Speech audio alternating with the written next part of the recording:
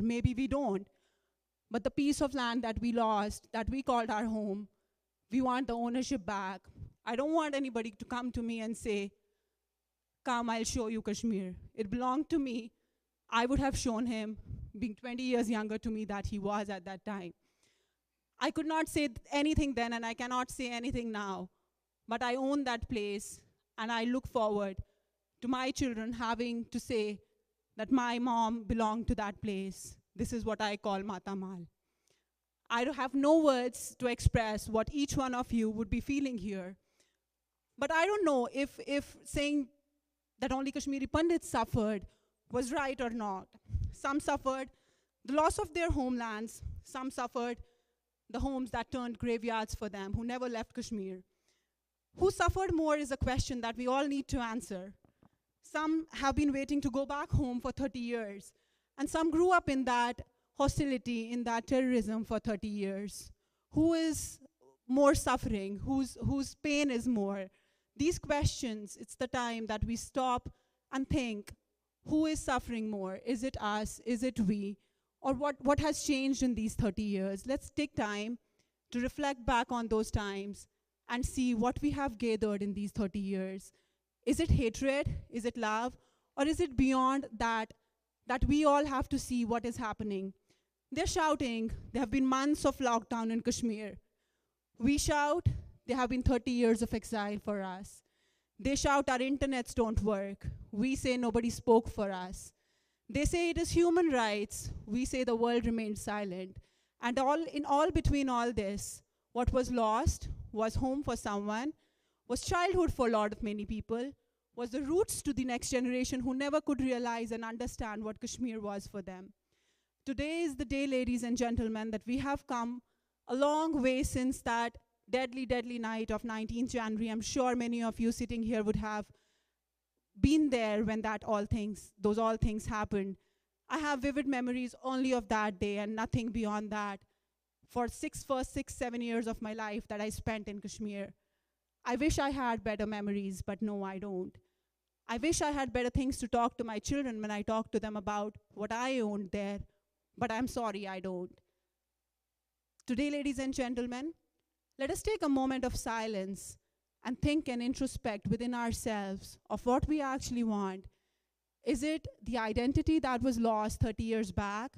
Or is it the fight for the home? Is it the fight for the land? Is it the fight for the culture? What is that we are trying to save, and what is that we're trying to preserve for the future generations? Do we want them to know what Kashmir was as it is today? Or do we want them to know what it was back 700 years probably when the real oppression starts? 70 years of oppression for people who are there now and 700 years for them. I don't say they are wrong, or I don't say I am wrong. I am right for what I say. They may be right for what they say. But the point is that we have to ponder, we have to reflect back and reach a point wherein we can say that that land belonged to me. And today, ladies and gentlemen, after 30 years of that exodus, half my age gone in various lands, but which I never could call my home, we're standing here today to discuss about what impact and what is the future forward. With this thought, ladies and gentlemen, I welcome each one of you and I thank each one of you that you could make, irrespective of the weather outside, you could make it here. A huge round of applause and a big, big, big thank you for each one of you present here, ladies and gentlemen.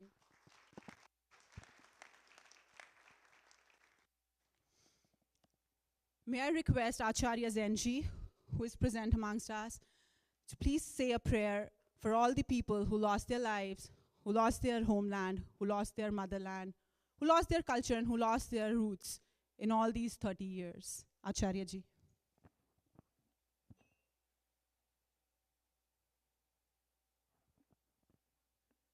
Namaste, bhayo, beheno, my dear friends. We're here at it's a very solemn event, as you all know. I'm just going to start off with a simple prayer. One of Kashmir's greatest gifts to world civilization was an incredible, peerless scholar called Kumarajiva. And Kumarajiva's translation of the Lotus Sutra is considered to be one of the most important documents that has influenced world civilization. this particular sutra was extremely popular and revered in Nalanda, which needs no introduction. The people in Nalanda, the greatest sages in history, they all met with one of the worst holocausts in the human experience and in the human imagination. And I think by just chanting the mantra of the Lotus Sutra in Sanskrit, and I'll give you the English translation, we can somehow send great empathy, great compassion to all beings who are suffering, particularly our brothers and sisters in Kashmir. I'll just say a few words for you all. Yamevaham loka pita svayambhu chikitshaka sarva pajannanata. The Lord Buddha says, I am the self-created one, the Heavenly Father of all beings, the Lord of all creation. Traidhatukam komam idam parigraho yeh hyatra dahayanti mamaiti putra. Which means this threefold world is my domain, and all those who are suffering are my children. These Kashmiri Hindus who are suffering are the children of the Lord Buddha. All of us are his children. We're all a family, which, as you know, they say Vasudhaiva Kutumbakam. So therefore, in this particular context, I pray I'm just going to chant a quick prayer to bring the light of the eternal Buddha Amitabha in all 10 directions. So wherever people are lost and alone and scared and staggering in the darkness of hate, they will find the light of compassion, the light of hope, and the light of a satsang, which is what we represent here today. Namo Amitava Buddhaya Amotas Sadata Amideva Hari Om Amrita Tejavati Swaha Namo Arya Avalokiteshwara Swaha Muni Muni Mahamuni Shakya Munaye Swaha.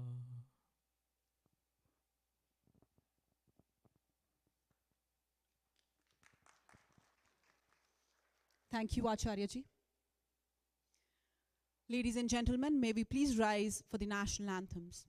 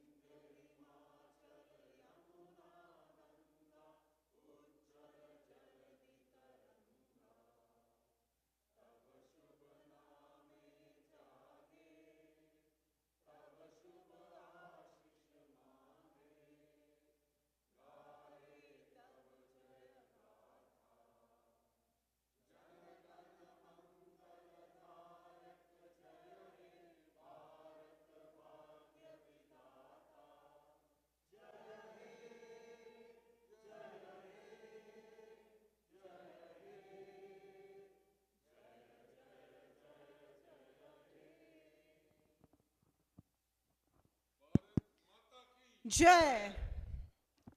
None of the national anthems ever finishes without saying Bharat Mata Ki Jai indeed. Thank you.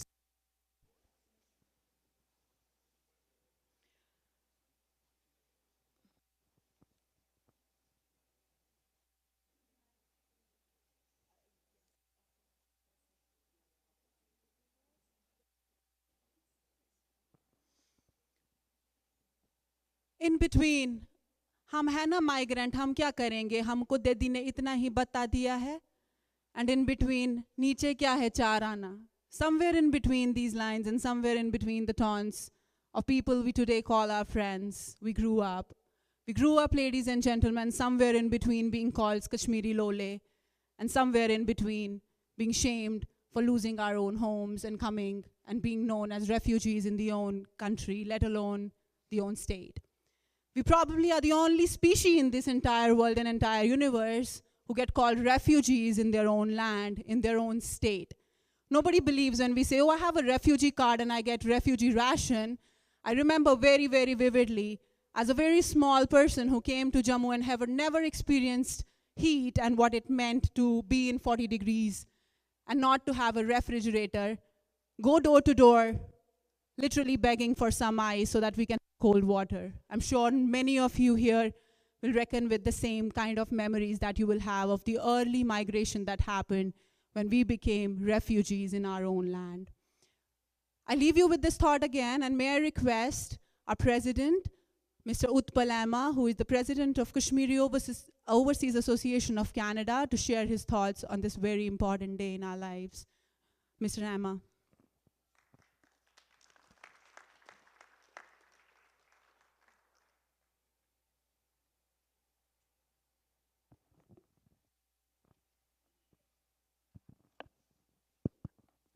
Good afternoon. Thank you for being here. No words can describe the pain, the suffering, the humiliation that as a community we have underwent. Since 30 years, we were hounded up like cattle and chased out from the valley, the same place that for times immemorial has been our own place. We were chased out in the night with ladies, kids crying, but nobody taking a note of that even until now. But we see a ray of light somewhere with eminent personalities like Rajiv ji, Tahir ji here, who can at least present to the world that what we as a community has suffered. We see it as a ray of light with the change of governments in India, whereby at least Kashmiri community has been recognized as somebody who was displaced. We see a ray of light elsewhere in the world as well, that we as a Kashmiri community are being recognized that they have suffered and enough is enough. Abrogation of Article 370 was a landmark for the Kashmiri community, and believe me, we're all waiting for it to take place in real sense so that all of us, we Kashmiri community, can go back. It's 30 years now that we're still talking about going back to our own place where we grew up as kids. We roamed around, we had orchards, we had land, we had freedom that was taken away from us by the perpetrators who basically took up the guns, and a very minuscule community who was busy with their own schedules. We had nothing to do with terrorism, we had nothing to do with violence, and here we are all across the world talking to the world and telling them that enough is enough, please take note of it, and we need to go back. Thank you for being here, and please spread this all around the world. The narrative has to change now. Thank you so much.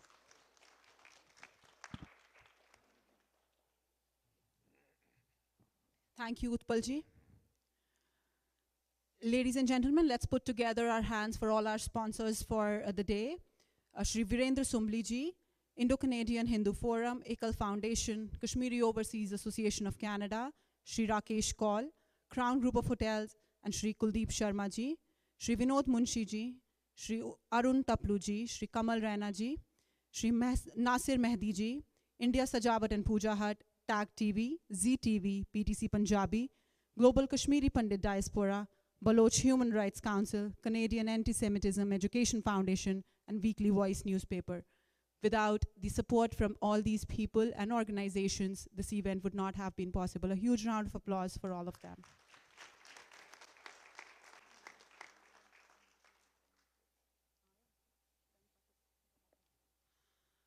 With this thought, ladies and gentlemen, may I request Director Indo-Canadian Kashmir Forum, Shri Vidya Bhushan Dhar, to please come and say a few words.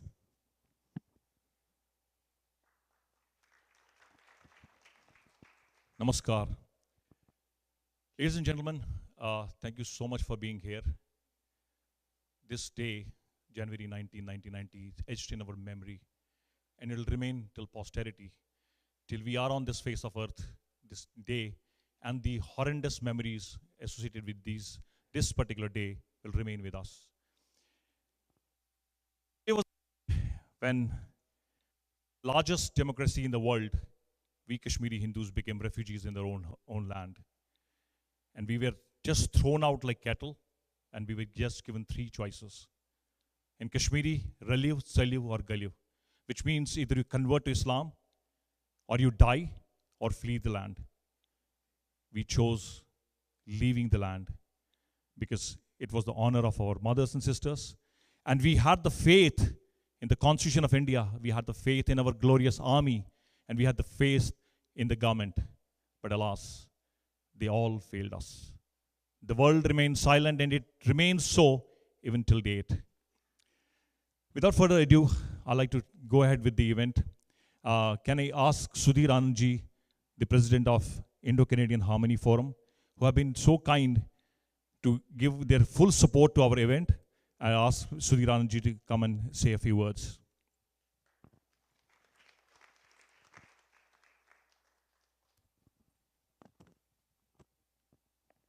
Thank you, Vidya ji.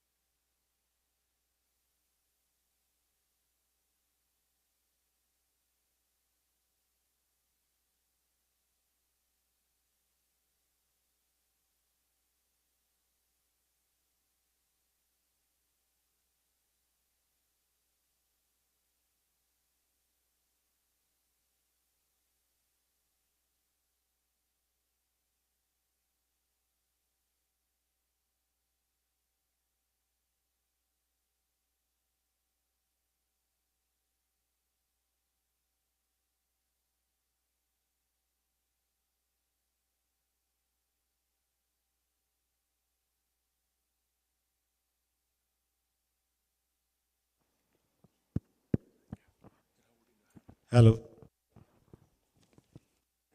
I'm extremely pleased to be here at this symposium organized by the Indo-Canadian Kashmiri Forum in association with the Indo-Canadian Harmony Forum. The forced exodus started very early after India's independence and accession of the Kashmir into the Indian Union.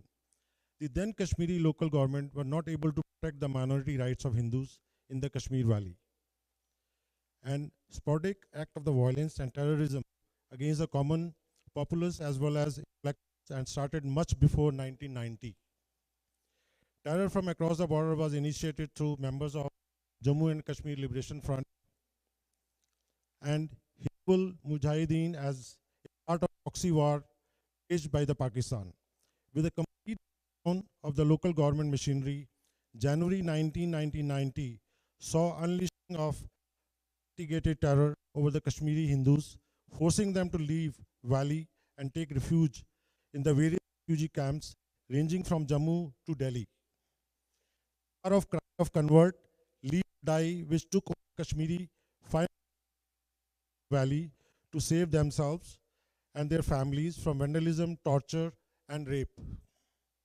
It is unfortunate the plight of this large-scale exodus of more than 350,000 Hindus remain unsupported and largely unrecognized by the international community as well as the international human rights organizations.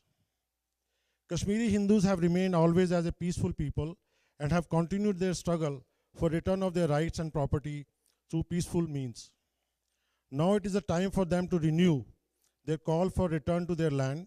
We are happy to see Kashmiri Hindus all over India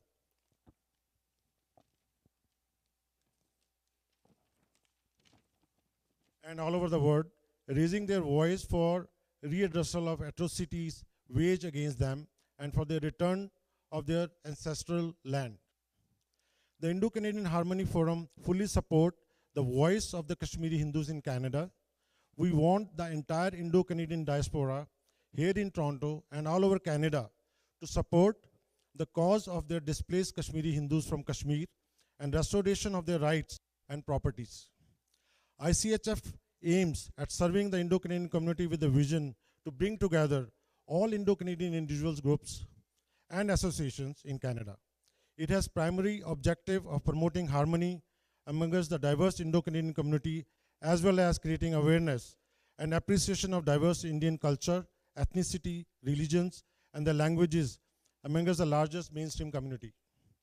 I congratulate Mr. Vidya Bhushan Dhar and his team at the Kashmiri Hindu Forum for organizing this event today and for reinforcing the voice of Hindus who were forced out of Kashmir more than 30 years ago from their homeland. We from the Indo-Canadian Diaspora and Indo-Canadian Harmony Forum assure all support. Thank you very much.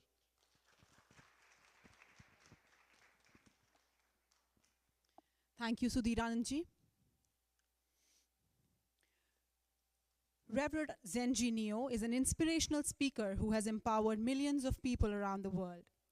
What makes his voice unique is that he's the only personal growth expert who combines Western motivational speaking with Buddhist spirituality of samurai and Shaolin warriors.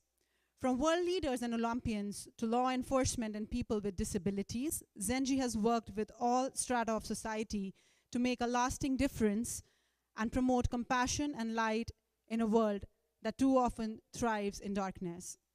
Not only that, Zenji Neo is the only North American and only Indian to be knighted as a samurai. A huge round of applause for Zenji Neo, who is amongst us today. May I request Acharya Zenji to please felicitate our speakers here today. Shri Rajiv Malhotra ji, a huge round of applause.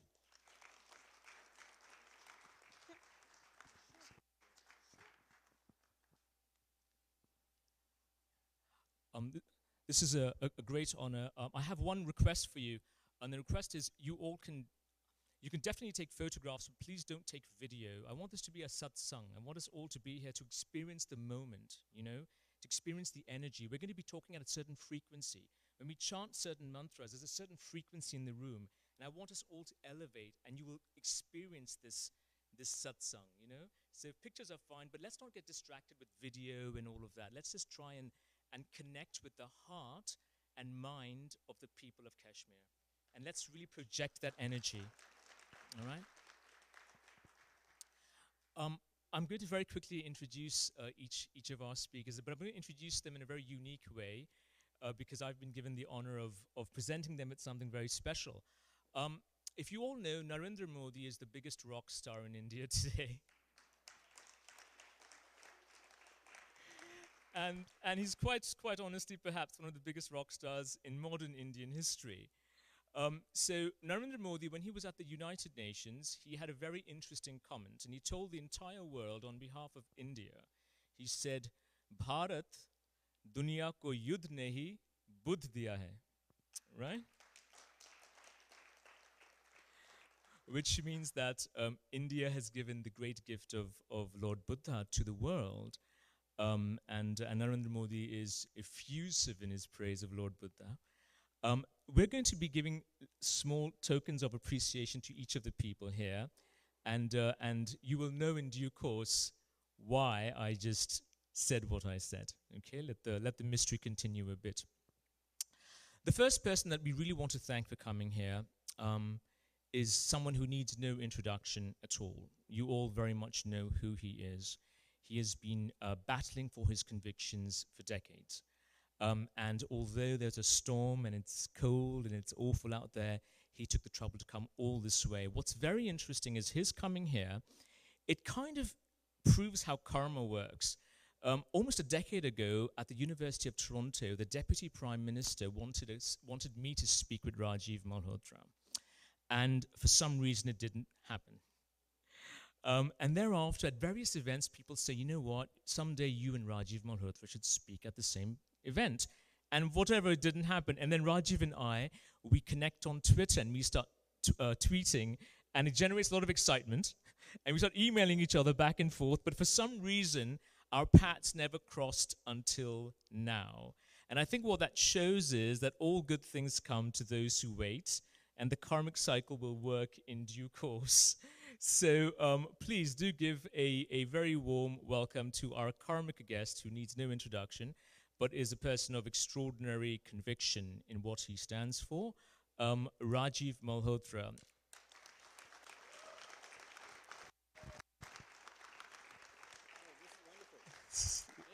It's a present. It's a Lord Buddha. So everyone gets a small statue of Lord Buddha that they can keep as a small memento. He was involved with Columbia University, and he was instrumental in supporting a project to translate Tibetan Buddhist manuscripts. So everything comes full circle. Our next speaker I'd like to talk about is Mr. Tahir Gora. So yes, Tahir Gora, Mr. Tahir. Now, everybody knows who he is, so I'll tell you something about him that you don't know. How's that? Okay, because that's going to be much more fun, right? Because I know stuff about him that you guys don't know. So let me tell you about my first time I met this gentleman, Mr. Tahir Gora. I was organizing and chairing, I was co-chairing the first National Congress against anti-Semitism. And we had leaders from all over Canada come. And that's when Tahir Gora came with another gentleman you may have heard of, a certain Mr. Tariq Fatah. You remember, yes? And so they both came, and we had this event, and I was very honored to chair it. And at the end of it, I had a whole stream of people who wanted to, take pictures and meet and, do the meet and greet. Mr. Gora and Mr. Fatah waited almost 2 hours. Almost 2 hours they waited for me to say goodbye to every single person and shake hands and do all that you need to do.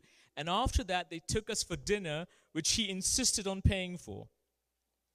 So here is what I'm trying to show you is here's a man who has a very big heart, and he goes out of his way to help people. And that's how he is in his personal life. And the extension of that goes on to the broadcasting career and the fact that, as I've told everybody, he is as Indian in his heart as you will find, as Bharatiya as you will find. Here, this is for Mr. Gora. Thank you for coming. Another honor that I've had is I've been privileged to serve as an advisor to the RCMP Council, the Commanding Officers Council, where we have access to national security and intelligence at a very high level. And I've been able to do this for 7 years, and recently I received a medal from the commanding officer, which is a very, very great honor for me. I have such respect for people in uniform, and I have even more respect for those who serve our country sometimes out of uniform, experts in intelligence, experts in matters of national security. They are extraordinary heroes, ladies and gentlemen, often unwept for, unhonored, and unsung. But we have a hero with us today. Please give him a very big round of applause, Tom Quiggin.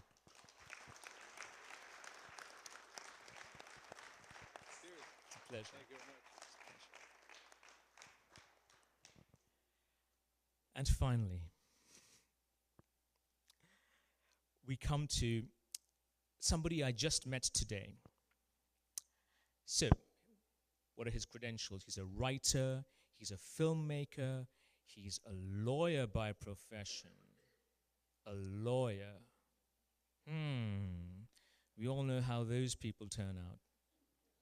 But there are always exceptions to every rule. And the very first thing he tells me, he says, I'm so happy to be in a place where there's a Hindu leader, and there's a Buddhist leader, and there's an Islamic leader, and there's a Sikh leader, right? And of course, there's just a Canadian, of course, Irish Protestant, thank you, a Christian leader.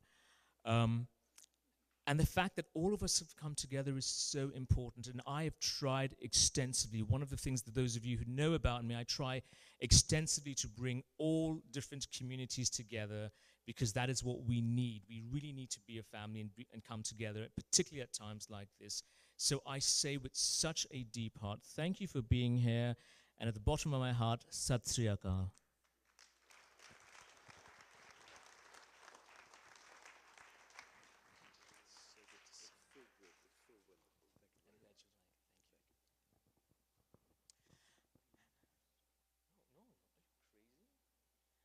Okay, ladies and gentlemen, as they say, you always save, sometimes you save some of the most pertinent things for last.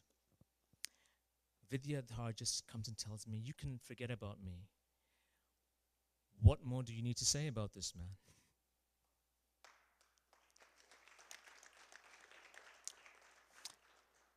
Vidya Dhar and I were very honored together to make history. As you know, one of the biggest problems of the Kashmiri Hindu exodus is the fact that nobody knows about it, and therefore nobody cares. Let's call a spade a spade.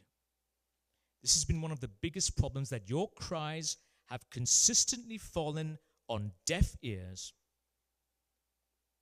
So, I was blessed with the opportunity to lead and conduct the first multi-faith commemoration of the Holocaust, the Jewish Holocaust. And we had 26 faith leaders, internationally renowned faith leaders, come, which was a very big thing, because in a world of Holocaust denial, to have different faith leaders come and pray for victims of the Holocaust was a very powerful event. And we had, national media cover it live, various newspapers. And I used that forum to talk about the Kashmiri Pandits. And it was the first time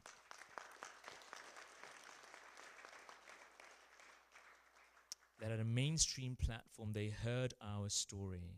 They heard the cries. They heard the echoes of their suffering.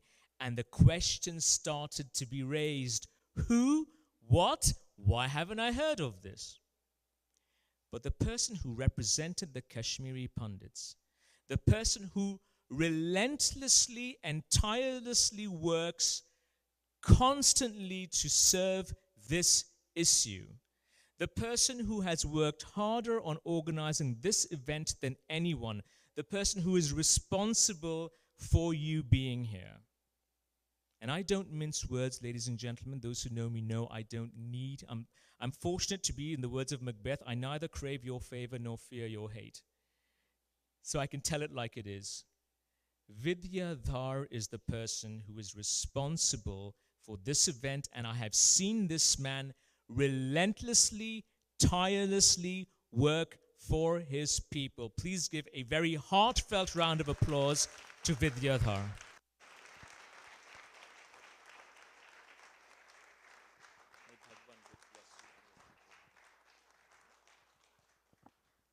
And finally, thank each and every one of you for coming.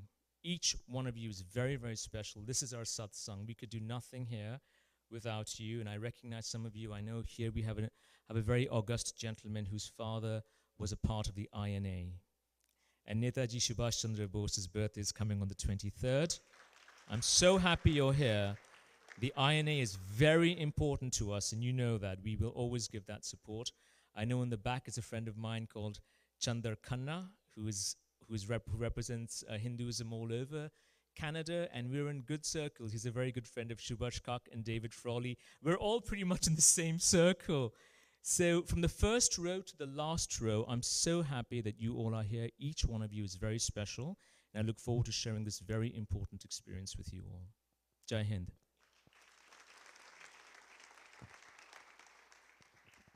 Thank you so much, Acharya ji. Would like to thank Mr. Bob Saroya, MP, Conservative for Markham Unionville, who is here with us today. A huge round of applause. Mr. Saroya, we would like you to share your thoughts on the event, and please speak a few words. Thank you.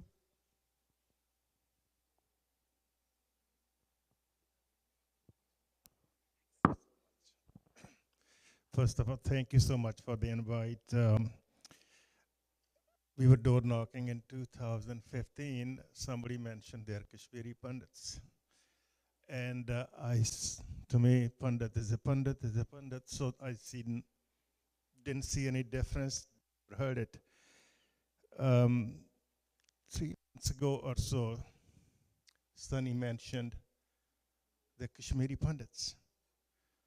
So for me, this is exactly what happened. Then he mentioned something. I said, how come I never heard it? The fact.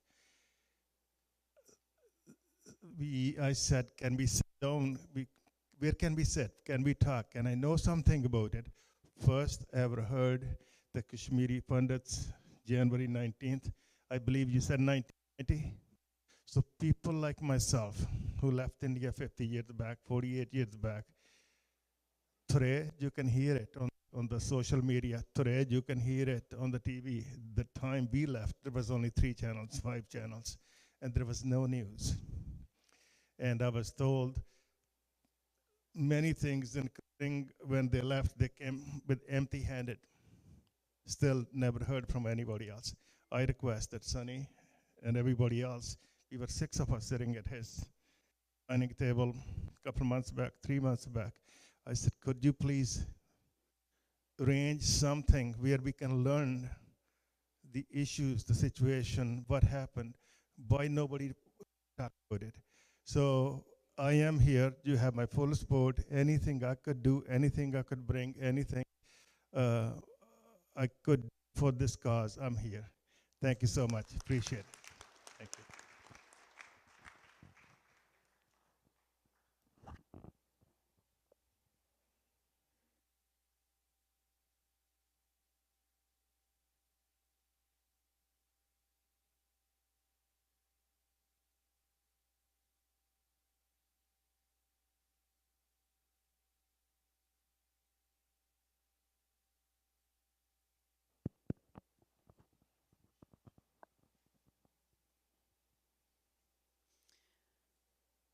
Once again, I would like to thank each one of you present here and our sponsors, Shri Virendra Sumbli ji, Indo-Canadian Hindu Forum, Ekal Foundation, Kashmiri Overseas Association of Canada, Shri Rakesh Kaulji, Crown Group of Hotel, and Shri Kuldeep Sharma ji, Shri Vinod Munshi, Shri Arun Taplu, Shri Kamal Raina, Shri Nasir Mehdi, India Sajawat and Puja Hut, TAG TV, ZTV, PTC Punjabi, Global Kashmiri Pandit Diaspora, Baloch Human Rights Council, Canadian Anti-Semitism Education Foundation, and Weekly Voice newspaper. A huge round of applause.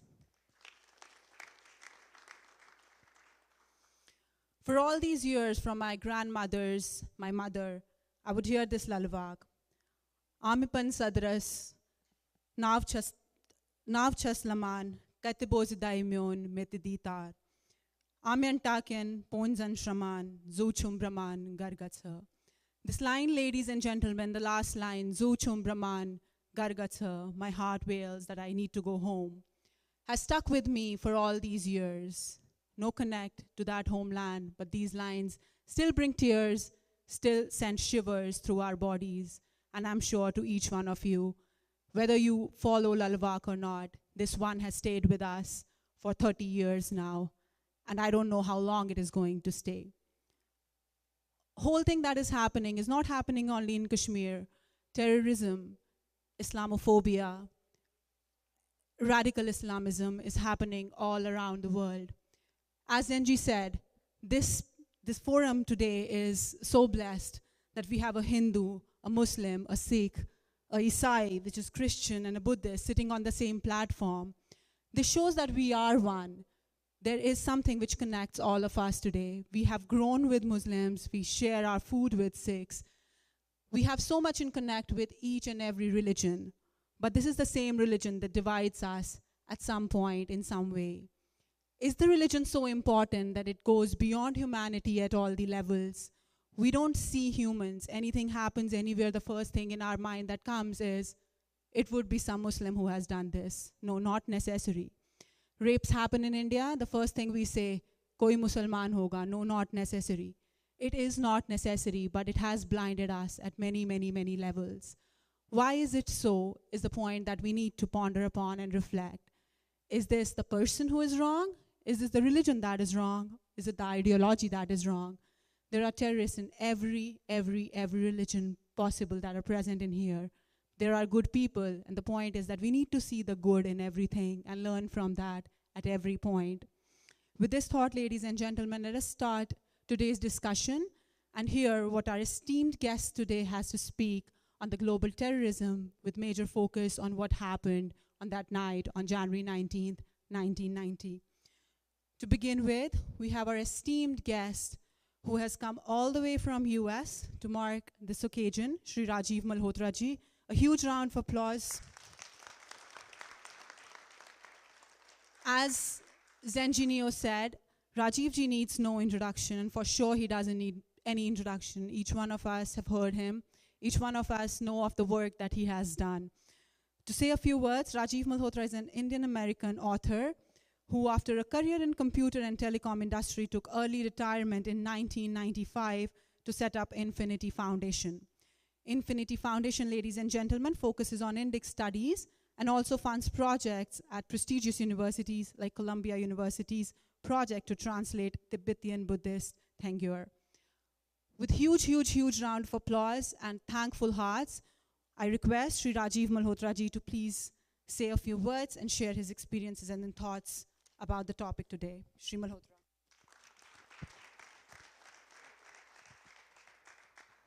Thank you.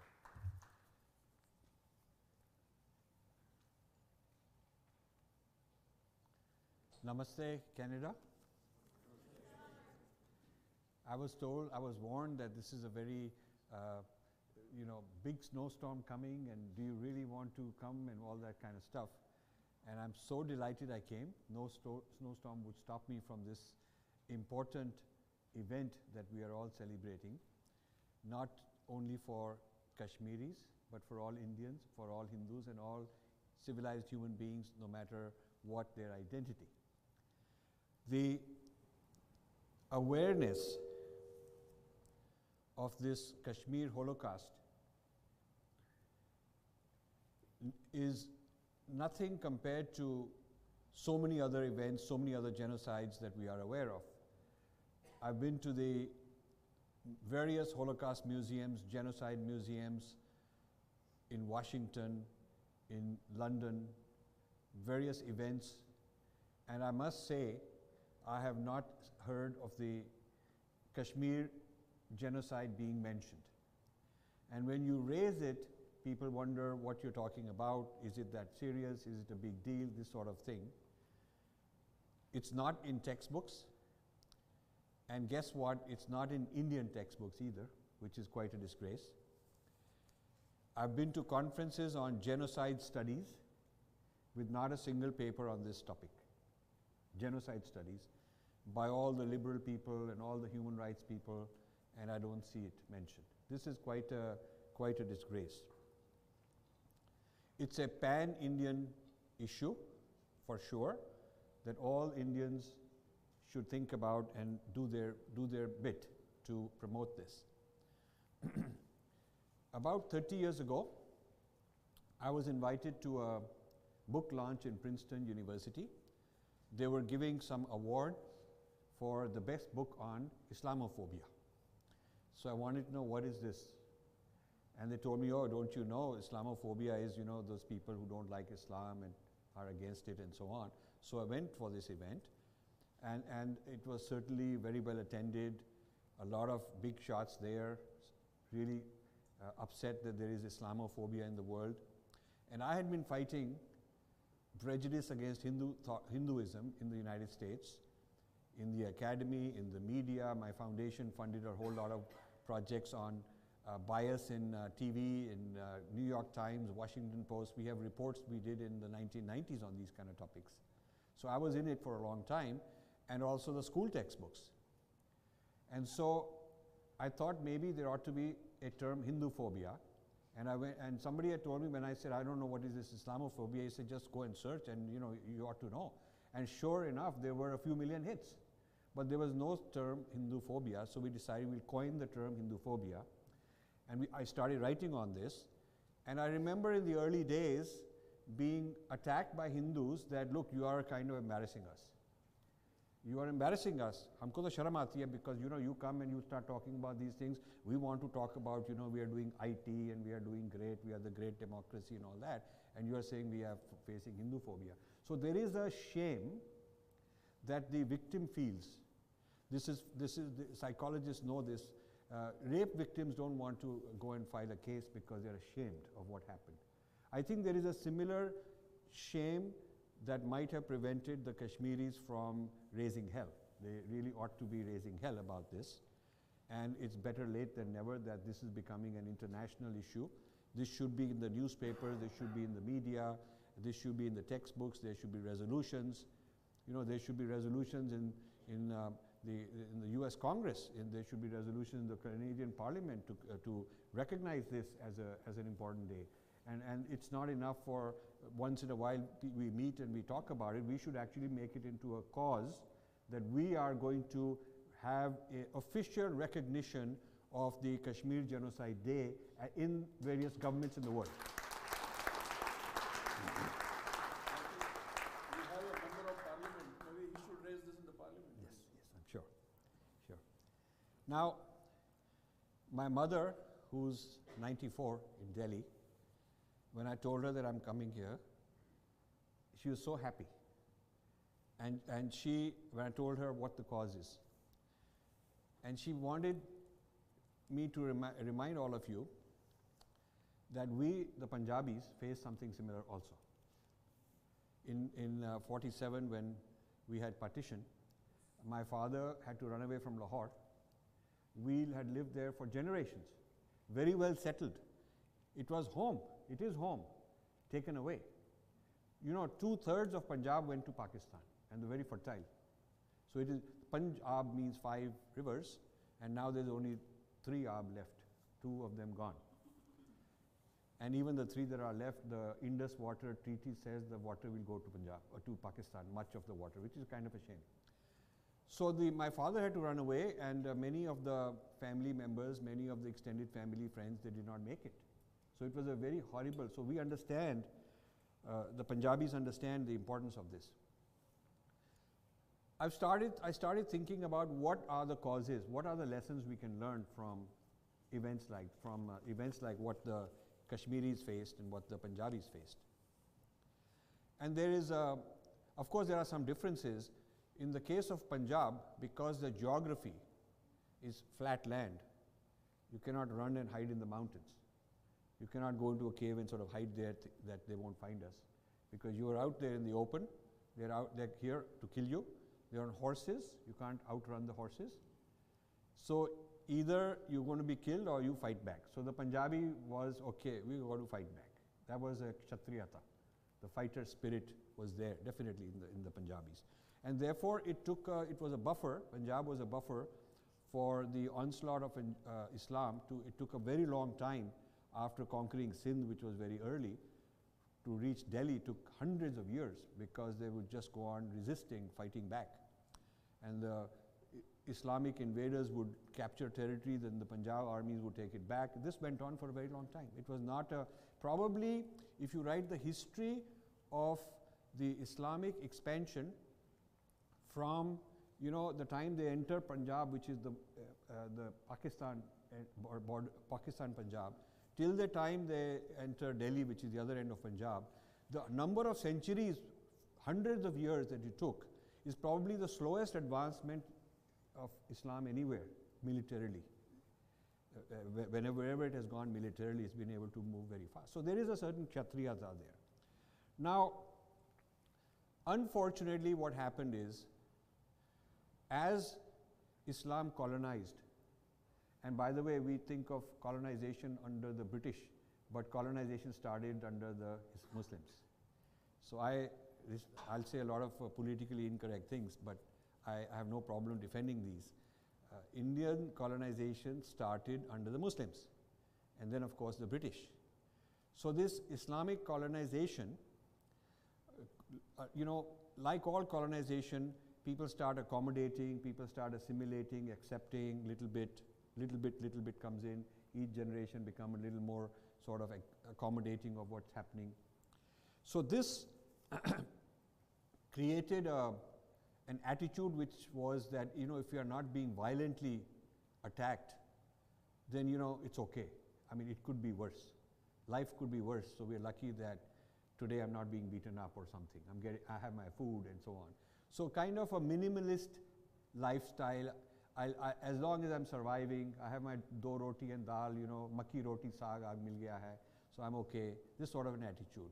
And that's really not right. You have to, this is your land, these people are some alien people. Not only, I'm not concerned about their religion, whatever it is, but they're from some other place. And they have really no business here coming and telling us how to live our lives. It's really no business of theirs. So this Islamic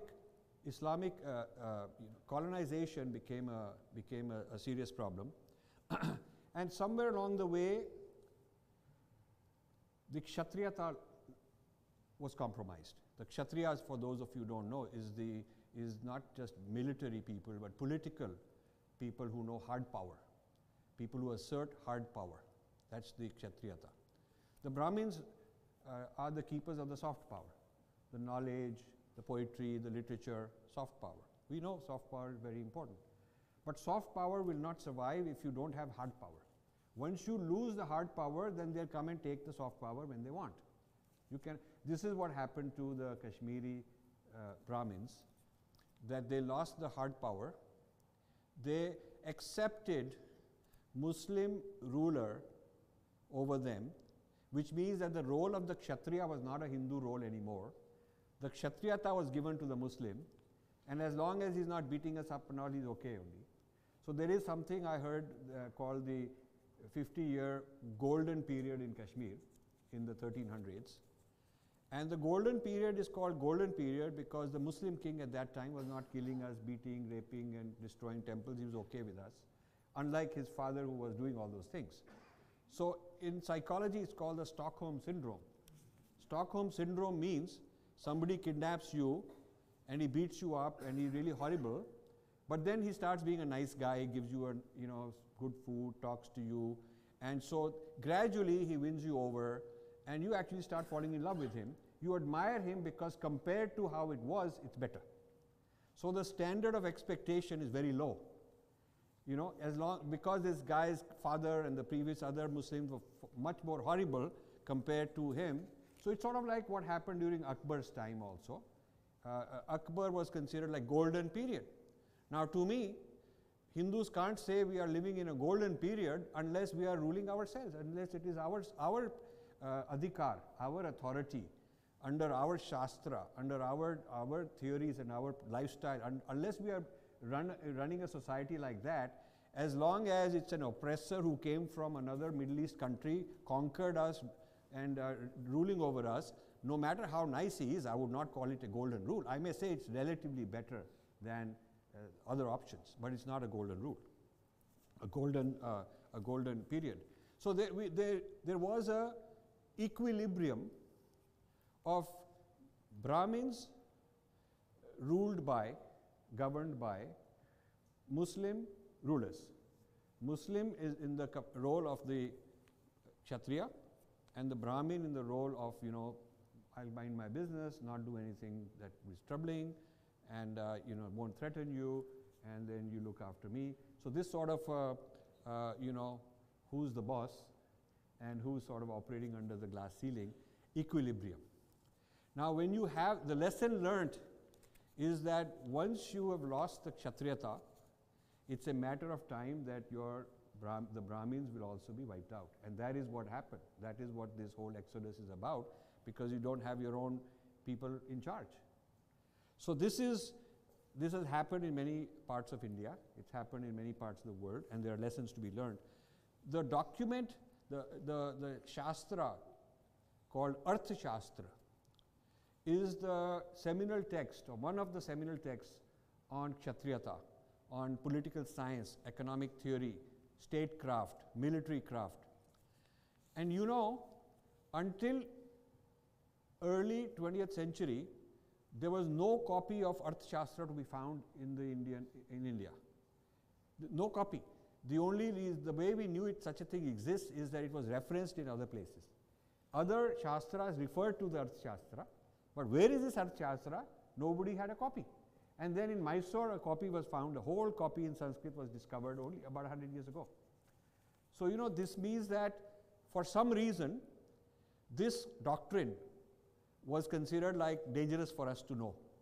Because if you know Arthashastra, you know about identity politics, you know about international relationships, you know about political thought, you know how to challenge, how to debate, how to argue, how to talk back, and that's dangerous. So historians don't know why exactly Arthashastra disappeared from India, but it's quite interesting. It's for that 1,000-year period that there was no Arthashastra being taught. Now you would think that Arthashastra ought to be a very important part of text today, but even today, when they teach Hindu Dharma, they'll talk about Gita, which is very nice, very important. Many texts are taught, but hardly any of the Hindu temples and places where Hinduism is being taught, are they really teaching Arthashastra, because that is the text for Kshatriyas. So you have to revive the Arthashastra and revive the whole Kshatriya Dharma. It's not just Moksha Dharma that we need to learn, but Kshatriya Dharma also. The loss of Kshatriya Dharma will lead to the loss of the rest of the Dharma also, because when you lose hard power, you cannot continue with only soft power. That's a very important point.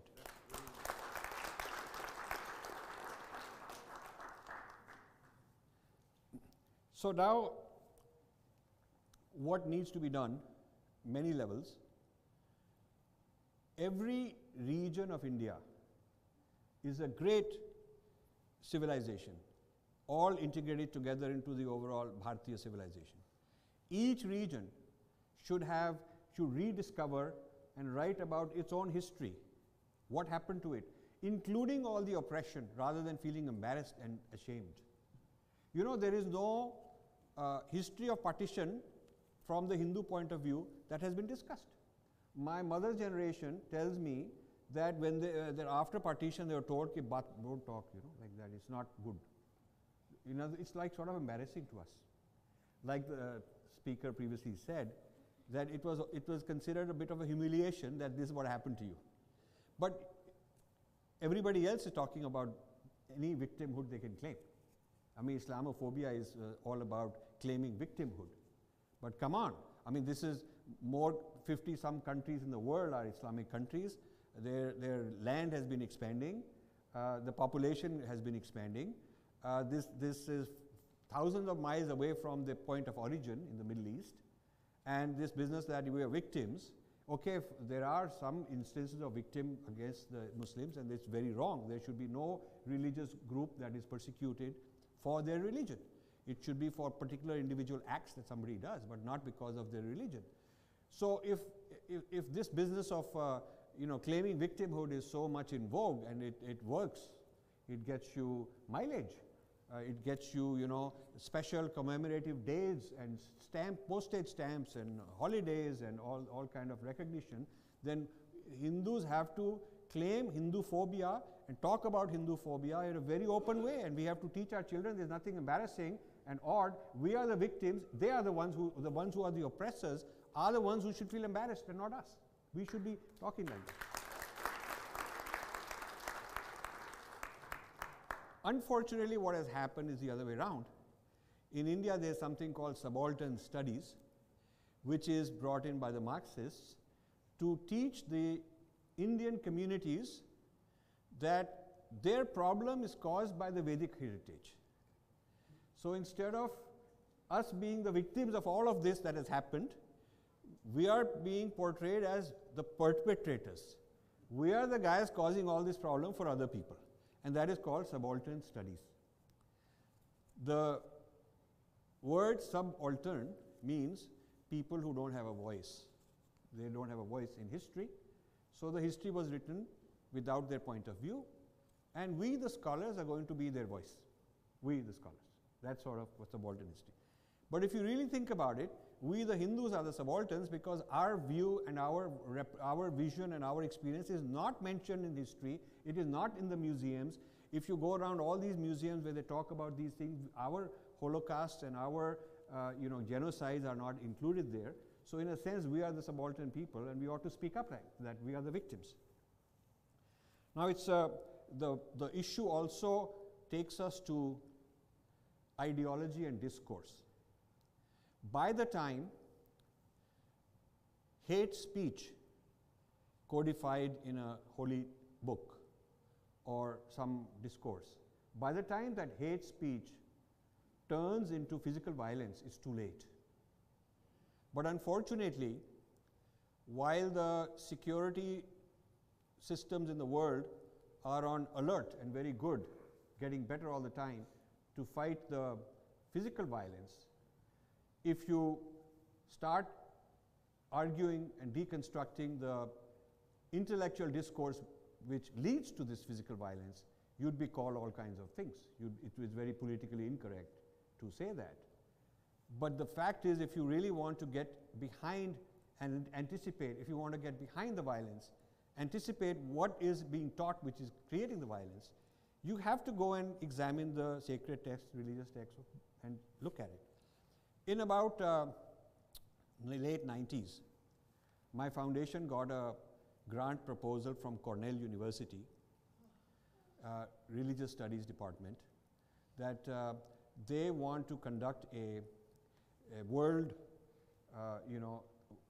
religions conference, and the Dalai Lama will come, and all the main leaders of various religions will come, and they will talk about the persecution of religious communities. So I was asked to fund it. I said, okay, great, let's fund it. Let's sit down and develop a concept paper. So everyone's idea was to talk about how they are the victims. All these different religious groups had position papers on how they are victims. Some place they're victim, here, there. So I said, but what about the perpetrators? So if you are the victim, he's the perpetrator. If he's the victim, that's the perpetrator. So part of your religion is the victim, but another part of your religion is also the perpetrator. So we should talk about, when we are talking all of the religions getting together, they were going to issue a resolution that we are all kind of nice guys and everybody hating us and all that. But actually they ought to also acknowledge that some of those religions are very aggressive. So what I told this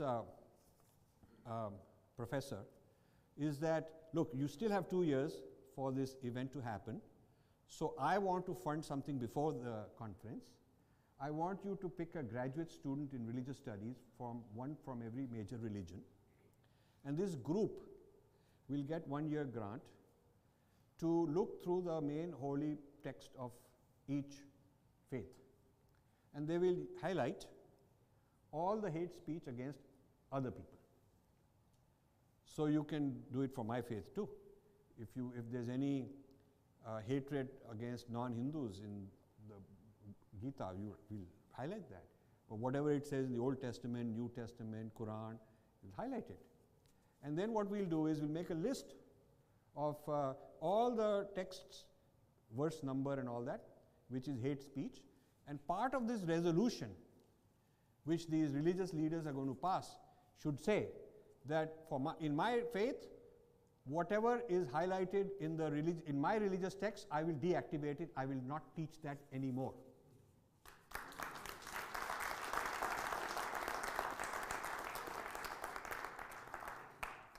Professor Jane Mary Law, that was her name, I just recalled. He was the chair of religious studies at Cornell. Was very impressed. She said, this will make it interesting, unique conference. We'll actually take him to task. So she wrote me a nice message to that effect. I said, okay, great, so let's prepare the papers, we'll do the funding. Then I didn't hear anything from her. So then I wondered what's going on. So I called and she's busy. So then I finally visited. I took the car and drove to Ithaca and asked her, I said, oh, Jane, what happened? She says, you know, I'm in real serious trouble. Or I sent your proposal. Only the Hindu said he'll agree with this. The Jewish person, the Christian person, and especially the Muslim person said, how dare you tell us what to deactivate in our text? How dare you tell us? Now these guys all want to meet and come up with a big resolution about religious violence. We are a victim and all that. But if you tell him that this is what's in your text and this is what's in your text, I will do the same for my text also. Whatever you find which is hate speech towards non-Hindus, I will deactivate it. Okay. I didn't even say expunge it and delete it, because I know that God told them never to do that. But I only said the person has to merely pass in the resolution, he has to say, I will not teach. And my people, I will tell them not to teach these things, which means they can remain, but we won't teach them. They're not willing to do that. So this is the hypocrisy of the interfaith movement. The whole interfaith movement has a hypocrisy.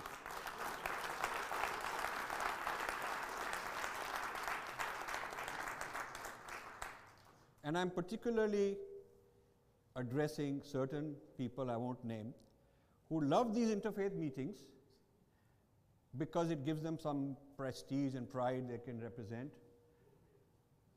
And they keep getting invited because they will not say anything politically incorrect.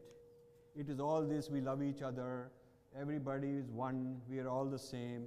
So you say all these goody things because the sponsors who are guilty, people who want to write checks and feel they're doing good, they'll say, yeah, I'm funding this, and next year he'll fund more. So you are in business. This is your business funding. However, after passing this resolution that we are all brothers and same this and that, the point is the guy will go and give his speech on the Friday seminar thing, or the Saturday or the Sunday in his faith, and there he'll go and trash all these infidels and kafirs and all these kind of people. So it is hypocrisy. I mean, if you feel, I mean, it's like we have this Diwali celebration in a friend's house in Princeton, and every year they, some people singing things, and one of the favorite songs is Ishwara Allah Tere Naam, which means Ishwar and Allah are all same, you know. So I told them that if Ishwar is same as Allah, then Allah should be same as Ishwar. It has to be both ways. So I said, you know, what we should do is go to a mosque, any mosque, and see if you can say it. And all these, that, you know, Krishna is same as Jesus, fashion nowadays, and Mary is like goddess only, something like that. I made a challenge. For 25 years I've been making this challenge that you find me any mainstream church in any metropolitan city in the United States where they are willing to have me install the deities, Hindu deities in their church, and I will find you a Hindu temple where we'll install Jesus as a deity, provided it is both ways.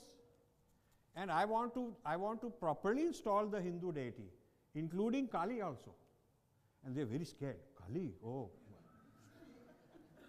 There is no such quid pro quo.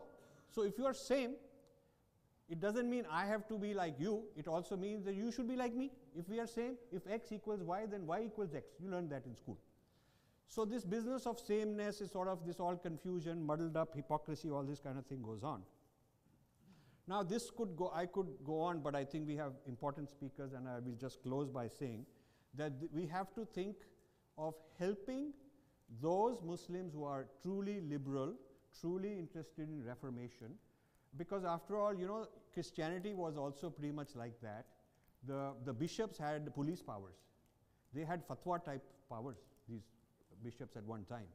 And in Europe, the Reformation took about 200 years of violence inside the Christian countries, between different camps and whatnot.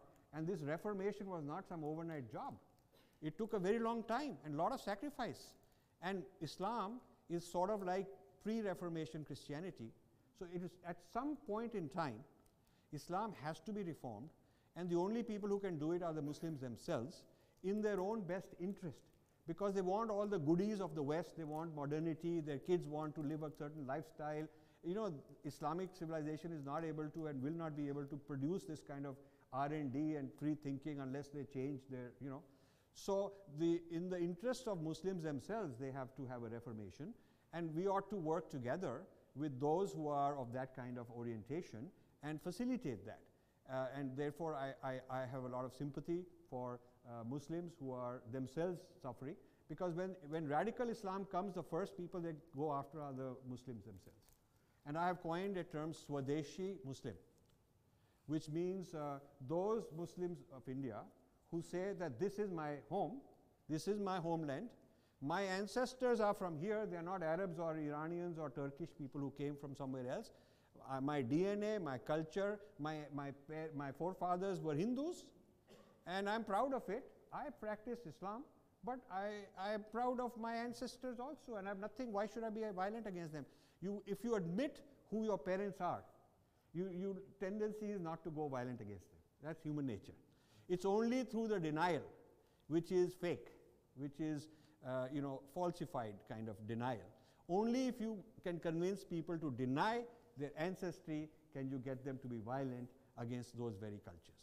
Thank you very much.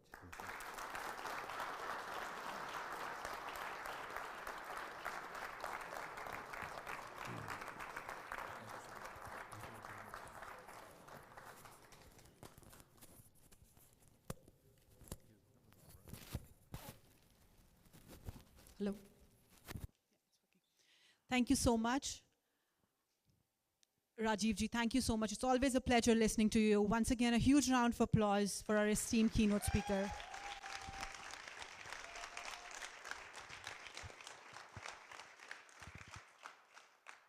Next, we have with us Mr. Tom Quiggin, a former intelligence officer who served Bosnia. Following uniformed services, Mr. Quiggin has also worked for International War Crimes Tribunal, the Royal Canadian Mounted Police, and Nanyang Technological University in Singapore. A huge round of applause for Mr. Tom.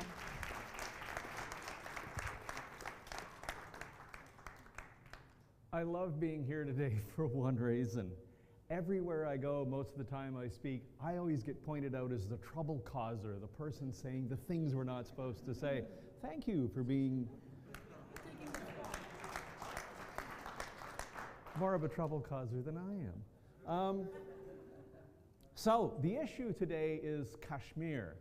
The problem, however, is not Kashmir. The solution itself does not lie in Kashmir. The future lies outside of Kashmir.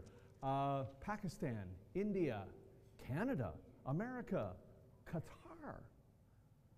Why is it Qatar? Well, a lot of money is pouring into the region right now, into Kashmir itself. The money's pouring into India, Pakistan, the money's pouring into Sri Lanka, and to a certain extent, Bangladesh. And this is bad news for Kashmir. So you sort of wonder, why would people in Qatar, which is a country that's about twice the size of a Walmart parking lot, in the Middle East, why would they even care? Like, can they even find the place on a map? So, where is this money coming from, and why is it going into Kashmir? Well, there's a reason money goes into Kashmir. For some people, they actually care about Kashmir, and that's why they're sending money there on one side or the other. But for many folks, Kashmir is not Kashmir. Kashmir is the launching pad from where you go into India. In other words, it's from Pakistan into Kashmir, and then the next stop is Delhi. That's why they care. Kashmir itself, they don't really care one way or the other. So, where is the money coming from? Is it coming in large amounts or small amounts? Well, small amounts is coming from all over the world, from places like, I don't know, Mississauga, for instance, just down the road here. The Islamic Society of North America got busted by the CRA, the Canada Revenue Agency, for funding terrorism. Who were they funding? The Kashmir Relief Fund, which turns out really wasn't Kashmir Relief, it was Hizbul Mujahideen, and of course Hizbul Mujahideen at the end of the day is really Jamaat Islamiyah. That's who they were funding. So that's a little bit of micro funding that goes in there. It's hundreds of thousands of dollars, it's not billions, but nonetheless it's significant. But there's also money coming in from Qatar. And again, I get back to this question, why would Qatar or Saudi Arabia care? So First thing we're going to do is just take a little step back, and for a moment, let's just forget about Kashmir and put it over there, and let's look at the whole world. There is a global struggle right now going on for the soul of Islam. And to be a bit incautious and to overgeneralize, Islam at the moment is kind of breaking into two large groups. There is one group who want to take Islam as a faith, as a religion, and they want to modernize it. They want to weld human rights onto it. They want to give women's rights. They want to make it a bit more humanist, and they want to weld this thing into a piece and push it into the future. So that's sort of this group over here.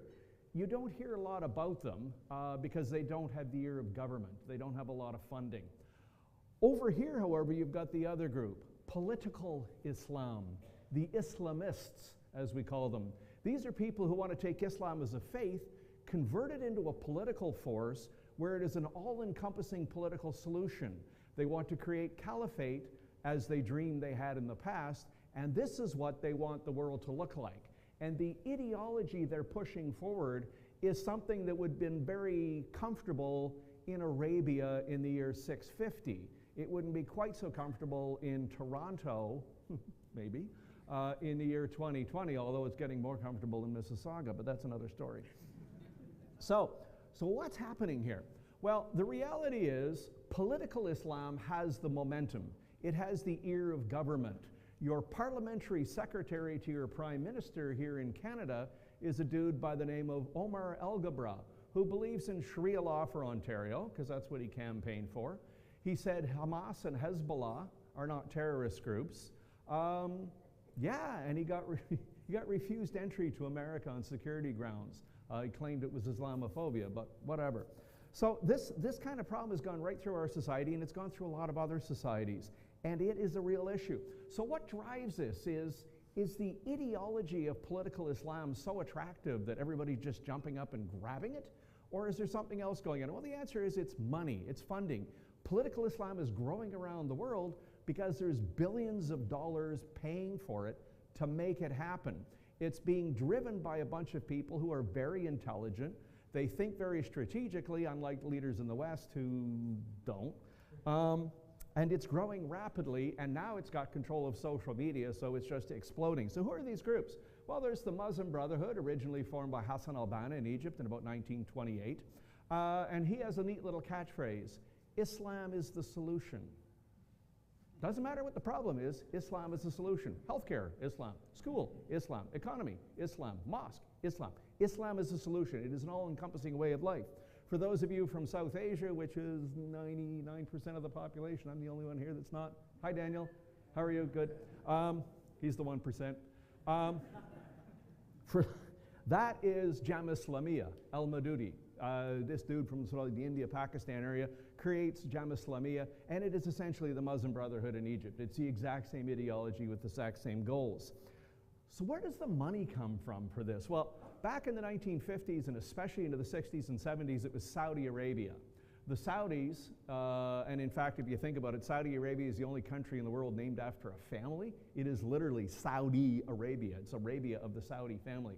That family thought that they needed to show how serious they were and whatever. They wanted to be world leaders, so they pumped billions of dollars into the World Association of Muslim Youth, into the Muslim Brotherhood, into the Wahhabist faith, and they pumped this thing around the world. Toronto, Ottawa, Delhi, you name it, they pushed it everywhere. Now, after 9/11, something interesting happened to the Saudis. It's called blowback. You folks might call it karma. When you push something out, sometimes it comes back. And the Saudis kind of went, wow, we exported the revolution and the violence to Afghanistan, to Paris, to Canada, and now they've got something called Al-Qaeda in the Saudi Peninsula, or in the Arabian Peninsula. And they're not too happy. So there's actually a struggle in Saudi Arabia. They're walking away from a lot of this stuff, or they're trying. But there's the country of Qatar. There are about 300 and some odd thousand citizens that live there, about 2 million expats. As I mentioned, it's literally it's about the size of Prince Edward Island, just a bit bigger than Prince Edward Island. The only thing Qatar has going for it is it sits on the world's largest natural gas field. So you can take your pen, or you can take a sword like that, which I wouldn't, drive it into the ground, and you get natural gas. And they share that gas field with Iran. How's that for a cool neighbor? So that's where a lot of the money is coming from now. The Al Thani family that run Qatar decided they're going to out-Saudi the Sauds. And they are now pouring billions into Qatar charity, into Eid charity, and they're pumping this money anywhere. And they want to show how they are the righteous leaders of the Islamist future. They want to show that they control the Muslim Brotherhood. They want to show that they're the folks in charge. And they look at the Saudis and they just kind of, peasants. They look down at Saudi wealth and go, number two. Because Qatar is like the world's richest country. So that's where a lot of this money is coming from. That's where a lot of the ideology is coming from. Now, let's just, again, we'll take Qatar and kind of put them over there for a minute, and then we'll get back to them. And you might have noticed in the news lately, there's this country called Iran is kind of occupying a good bit of the news cycle. Let's see, they kind of blew up some ships in the Gulf a couple of months ago, Emirati ships and a few others. They tried to blow up some oil tankers. They dropped a couple of missiles on Saudi Arabia, managed to destroy a fairly large oil refinery and distribution center. They shot down a couple of American drones, and then Iranian Al-Quds-backed militias in Iraq attacked the American embassy. And of course, attacking an American embassy, if you happen to be Iranian, has a bit of history to it. Jimmy Carter lost his presidency because he did not defend the Iranian embassy, or did not defend the American embassy in Iran, and that destroyed his presidency. So Donald Trump finally decided, after a series of provocations, enough was enough. Some sources told him that Soleimani was flying from Damascus down to Baghdad, and he said he's done. So in Iran, according to the government there, the hero, the martyr of the Iranian Revolution is dead. A lot of other countries looked around and said, world's biggest terrorist is dead. Just for the record, here in Canada, the Al-Quds Force is a listed terrorist group. It was listed in 2012, it was relisted in 2018. So the official position of Public Safety of Canada is the head of the world's largest terrorist organization was just killed. They won't say that out loud because they don't like that, but that's the reality of the Canadian position. So what's kind of missed right now with this Iran thing is that people are not paying attention because Iran, Qatar, Turkey, Pakistan, and Malaysia are forming a new alliance. And the sort of story they're telling is, oh, we're the new anti-Islamophobia alliance. But what they really are is a new Islamist alliance. This is going to be, to them, they want to form the backbone of a new Islamist alliance, which will be both Sunni and Shia. They're quite willing to work with each other when they can. They're happy to kill each other on other days, but they'll work together when they need to. And this is sort of part of what's going on now. Qatar's role in all of this is money. They literally have billions of dollars they can waste on projects because, like I said, they've got the largest natural gas field in the world, and natural gas on a day like today is a great thing. So Qatar has this little program going called the 10,000 Imam Program. They want to retrain 10,000 imams around the world. They are doing this in 70 different countries, and it's a multi-billion-dollar project being run through something called Eid Charity, co-founded by a guy, and I'm not making this up. The guy who co-founded Eid Charity is the same guy who started the Qatar Football Association that's bringing the World Cup to Qatar.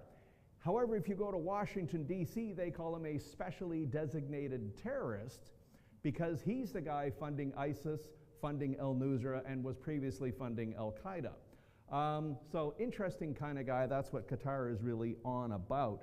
Qatar right now is also home to Hamas. If you're the leader of Hamas or you're one of the big wigs in Hamas, do you really want to live in Gaza? I mean, seriously, nothing personal to anybody, but Gaza's a bit of a dump. So the leadership of Hamas doesn't want to live in a dump, so they all live up in Qatar in five-star hotels. The leader of the Muslim Brotherhood, or the inspirational cleric of the Muslim Brotherhood, lives in Qatar. Why? Because it's a great place, if you're one of those guys. So this is kind of one of the problems. So let's bring this back around to why you're here, Kashmir. Qatar is pumping huge amounts of money into Pakistan. It's their biggest single project where they're trying to retrain imams, put money into Islamic universities, put money into schools. Guess which one's next? India. You would think India would say, oh no, not doing that. And it's like, oh yeah, they are. Huge amounts of money going into India. Large amount of money going into Sri Lanka. As you may recall, they just blew up a bunch of Christian churches there a while ago. Yeah, those guys. And some of the money goes into Bangladesh. Not a lot, but some of it's going into Bangladesh. So when you look at the problem in Kashmir right now, you have a problem with a rising Islamist extremism, which is going back to many of the violent ways, and it's pushing itself in that direction. And these are the same people who say we need to get Kashmir, and then we go to Delhi. So the future of Kashmir is just one tiny part of a much larger global struggle. That global struggle against Islamists, against the political Islam, against the Muslim Brotherhood, against Jamaat Islamiyah. That global struggle is going to go on. In my view, it's a generational struggle. It's not something that's going to be solved tomorrow or next week. This is something your children will be dealing with. This all sounds rather pessimistic, doesn't it? There are a few bright lights in this, and the bright lights in this are, one, at the center of much of this lies the government of Iran, which hopefully won't survive that much longer. Behind Iran lies the money in Qatar, and hopefully the Al-Thani family will maybe even be overthrown by their own people, because they're taking billions of dollars and throwing it into Syria and India and Pakistan instead of throwing it into Qatar. Then there's India itself, where I think, as an outsider, I've been there a few times, but as an outsider, I think there's an awakening in India that says, we better get our act together here and start trying to figure out where we're going, because if not, we're going to be in real trouble, much like Pakistan, much like Bangladesh, much like Afghanistan. So there is a bit of a light at the end of the tunnel. But let me just say one other thing. Before 2001, when terrorism became a popular subject, I actually testified to the Canadian Senate in 1998 and said, and I remember one of the things I talked about was money. If you want certain problems to go away, like, I don't know, extremism and terrorism, take the money away, follow the money, kill the money. I testified at the Air India inquiry and said the same thing to Mr. Justice Major. If you want to stop this problem, take the money away. So the message you need to send to the government of Canada, for instance, would be to quit funding terrorism. Seriously. Registered charities in Canada are still funding terrorism. The government of Canada just put $160 million into UNRWA, which is basically Hamas, because UNRWA has been taken over to Hamas. So the government of Canada just gave $160 million to Hamas. And the message has to go to these guys, quit doing it. So I know Kashmir looks pretty bleak right now, and I think it's going to be a problem for a while, but there are a few bright lights out there. There's a few things to look at that might be a bit more positive in the future, but for now, it's going to be a difficult time. But go after the politicians, tell them to cut the money, follow the money. You stop the money, a lot of the problems will go away. Anyway, I could go on forever, but I'll stop here and we'll move on. Thank you very much for inviting me.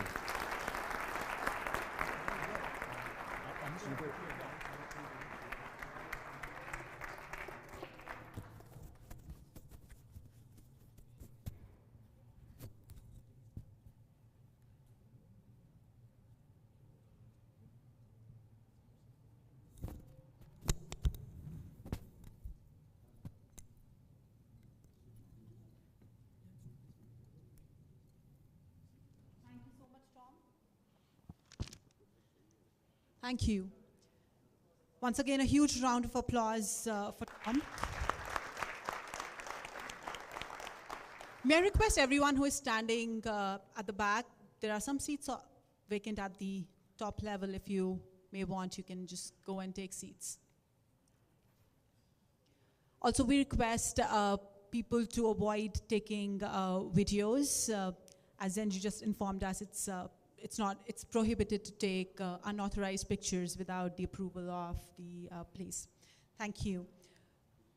As rightly pointed out by Sri Malhotra and Tom, there are two sects of Islamic people right now surrounding the world. One side is people who are actually progressive, who want good, who want to educate people on the right path and not be the religious, political Islam that is standing on the second side. With us we have today one of our very, very own, Shri Tahir Aslam Gora ji, who stands on the first side of Muslims. Tahir Aslam Gora is a Canadian broadcaster, editor, publisher, and writer of fiction and non-fiction. He's a campaigner against the dangers of political Islam and Muslim Brotherhood. He's the recipient of Queen's Diamond Jubilee Medal for his service in Canada. He also is the founder of Canadian Thinkers Forum and Progressive Muslims Institute Canada and Muslim Committee Against Anti-Semitism. A huge round of applause for Tahir ji.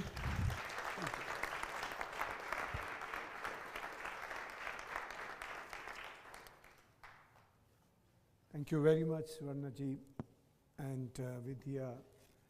With due permission, Rajiv Malhotra, he's my guru.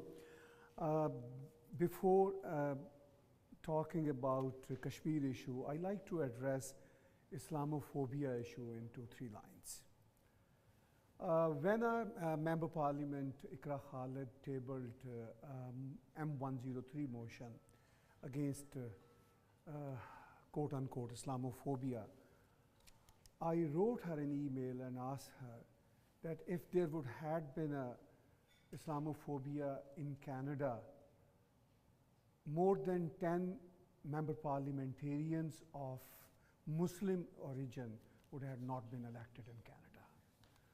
I never got her reply back.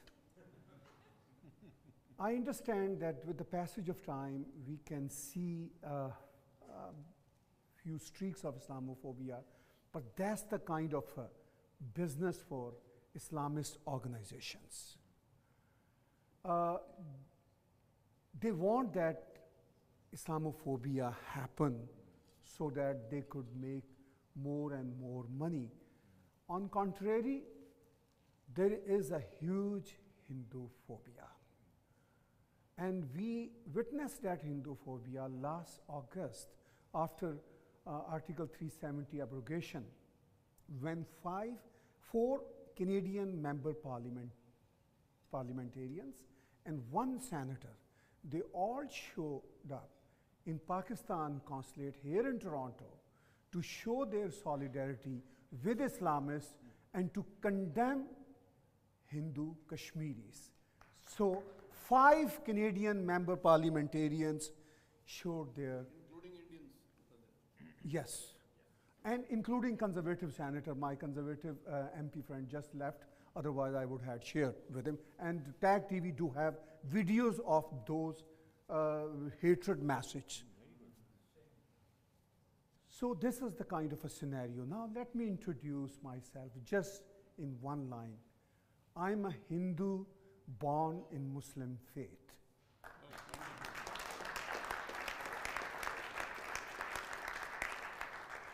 If this truth would have been a part of every Bharati Kashmiri Muslim, Kashmiri Hindus would have not gone through that horrible and terrible exodus. But Pakistan sponsored terrorism in Kashmir, forced to leave Hindu Kashmiris their homeland. Keeping this reality in mind, I started inviting Kashmiri Hindus to my TV show. You remember, sir? For the past 10 years, so that we could hear their stories. TAG TV took a lead to tell the world about miseries of Hindu Kashmiris in the wake of Pakistani Islamist militant terrorism. Today, there is a hope for Hindu Kashmiris after abrogation of Article 370 and 35A that they might go back to their homeland. But the scar of terrorism in Kashmir is unforgettable. I must say all those Pakistani militant forces and Pakistani establishment, they all must apologize to Kashmiri Hindus and humanity for what they had done in Kashmir. But in reality, this is not going to happen. Pakistan's Prime Minister Imran Khan and country's army Janta, with their terrorist wings such as Lashkar-e-Taiba, Jamaatul Dawa, United Jihad Council, Harkatul Mujahideen, Hizbul Mujahideen, Jaish-e-Mohammed, Harkatul Jihadi Islami, Lashkar-e-Umar, Lashkar-e-Jangvi, Lashkar-e-Islam, Spah-e-Mohammed, Spah-e Sahaba, Hizb ut-Tahrir, Islam Mujahideen, Jaish-e-Islam, Islamic Jihad Union, Tehreek-e-Taliban Pakistan, and Haqqani Network. The list goes on. They are not going to stop this jihad. This is a reality.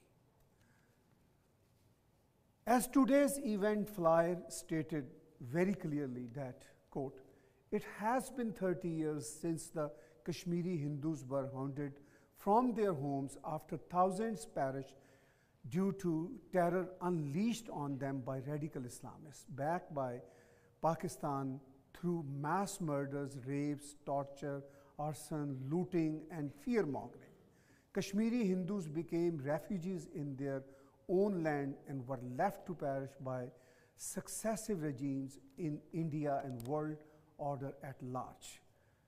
Unquote. Today is their Holocaust Day, when they had to leave their ancestral homes in Kashmir. Today, as we are commemorating their 30 years of exile, India's BJP government passed a historic bill in order to offer refuge to persecuted minorities, Hindus, Sikhs, Christians, Buddhists, Jain, and Parsi from Pakistan, Bangladesh, and Afghanistan. Pakistan somehow managed to provoke extreme left and Muslim protesters against this bill in India.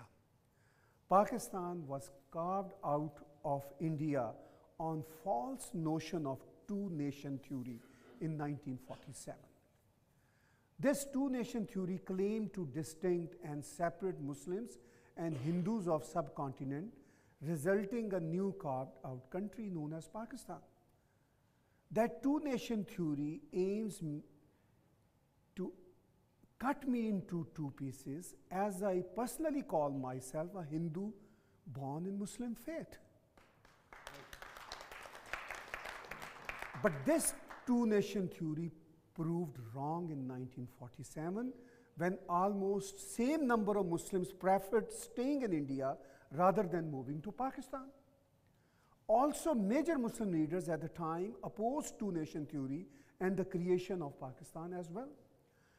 Two-nation theory again proved wrong in 1971, when Bengali Muslims decided to separate their country, Bangladesh, from Pakistan due to mass murders of Bengalis in the hand of Pakistan Army. Similarly, Baloch separatists are fighting with Pakistan state for a long to seek their independence, since they claim that Pakistan annexed Balochistan by violating international laws. Such are not hidden facts. 1,000 articles and books by even progressive Pakistanis have been written in Pakistan and abroad, revealing those historic facts.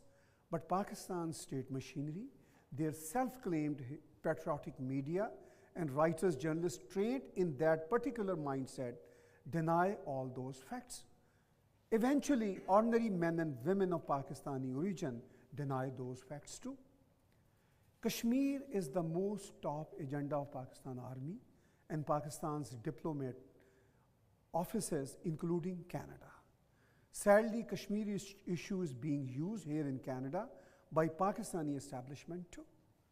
By the way, I wrote actually a couple of emails to Senator Salmat Allah Jan, to MP Ikra Khalid, that how come you being senator, Canadian senator, or Canadian member parliamentarian, meet jihadi Kashmiri militant in Canada?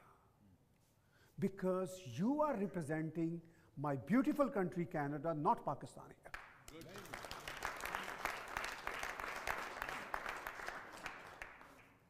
Another issue in Pakistan is about human rights abuses with minorities, particularly forced conversion and marriages of Hindu, Sikh, and Christian girls in Pakistan.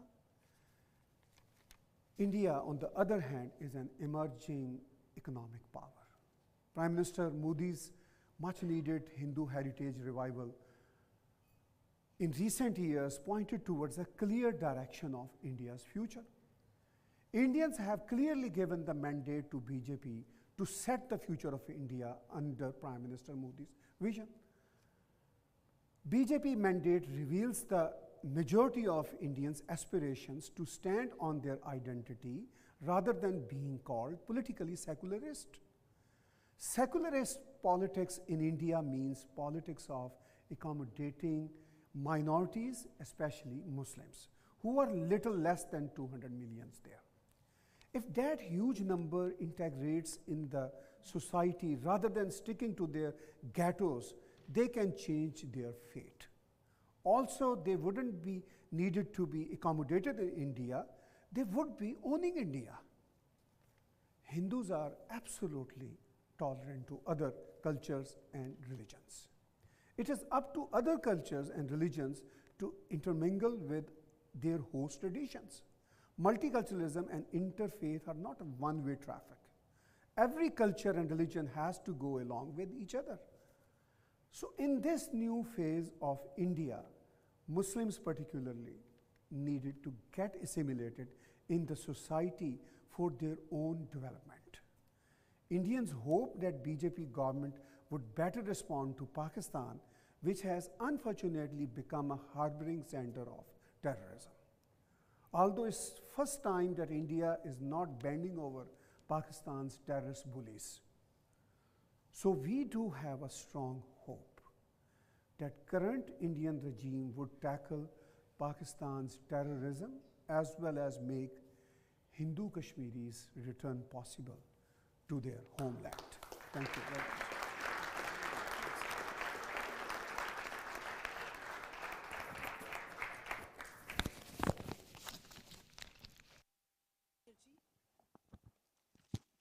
Thank you so much, Tahir ji. A huge round of applause, Shri Tahir Aslam Gora. As Tahir ji rightly mentioned, he's a Hindu born in Muslim faith. Let us think about it. When we KPs say that we have faced brutalities at the hands of Muslims in Kashmir, should not we keep in mind that these Muslims are actually the ones who were Hindus for 6 previous exoduses that happened in Kashmir, and were actually Hindus who are now converted Muslims who have faced these brutalities and now are giving it back to the society. So keeping that in mind, may I now request our next speaker, Dr. Jagmohan Sangha, to speak a few words. Dr. Jagmohan Sangha holds a Ph.D. in management, apart from a law degree and a master's degree in English literature and an MBA. He's a writer and a filmmaker, and is a lawyer by profession. A huge round of applause for Dr. Sangha.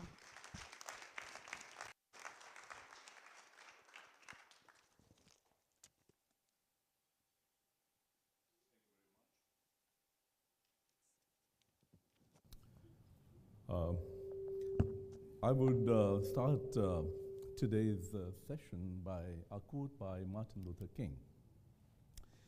He said, "Injustice anywhere is a threat to justice everywhere."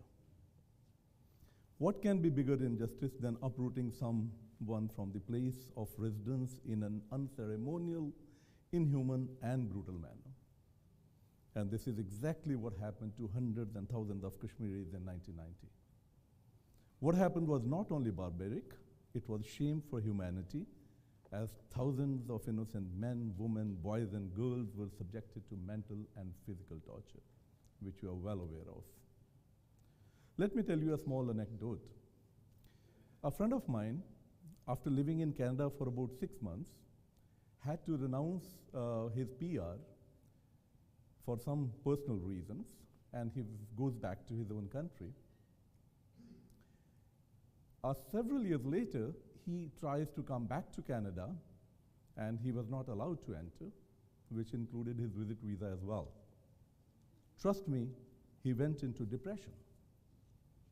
The very thought that he will never be able to see the place where he lived just for a few months pushed him into severe depression.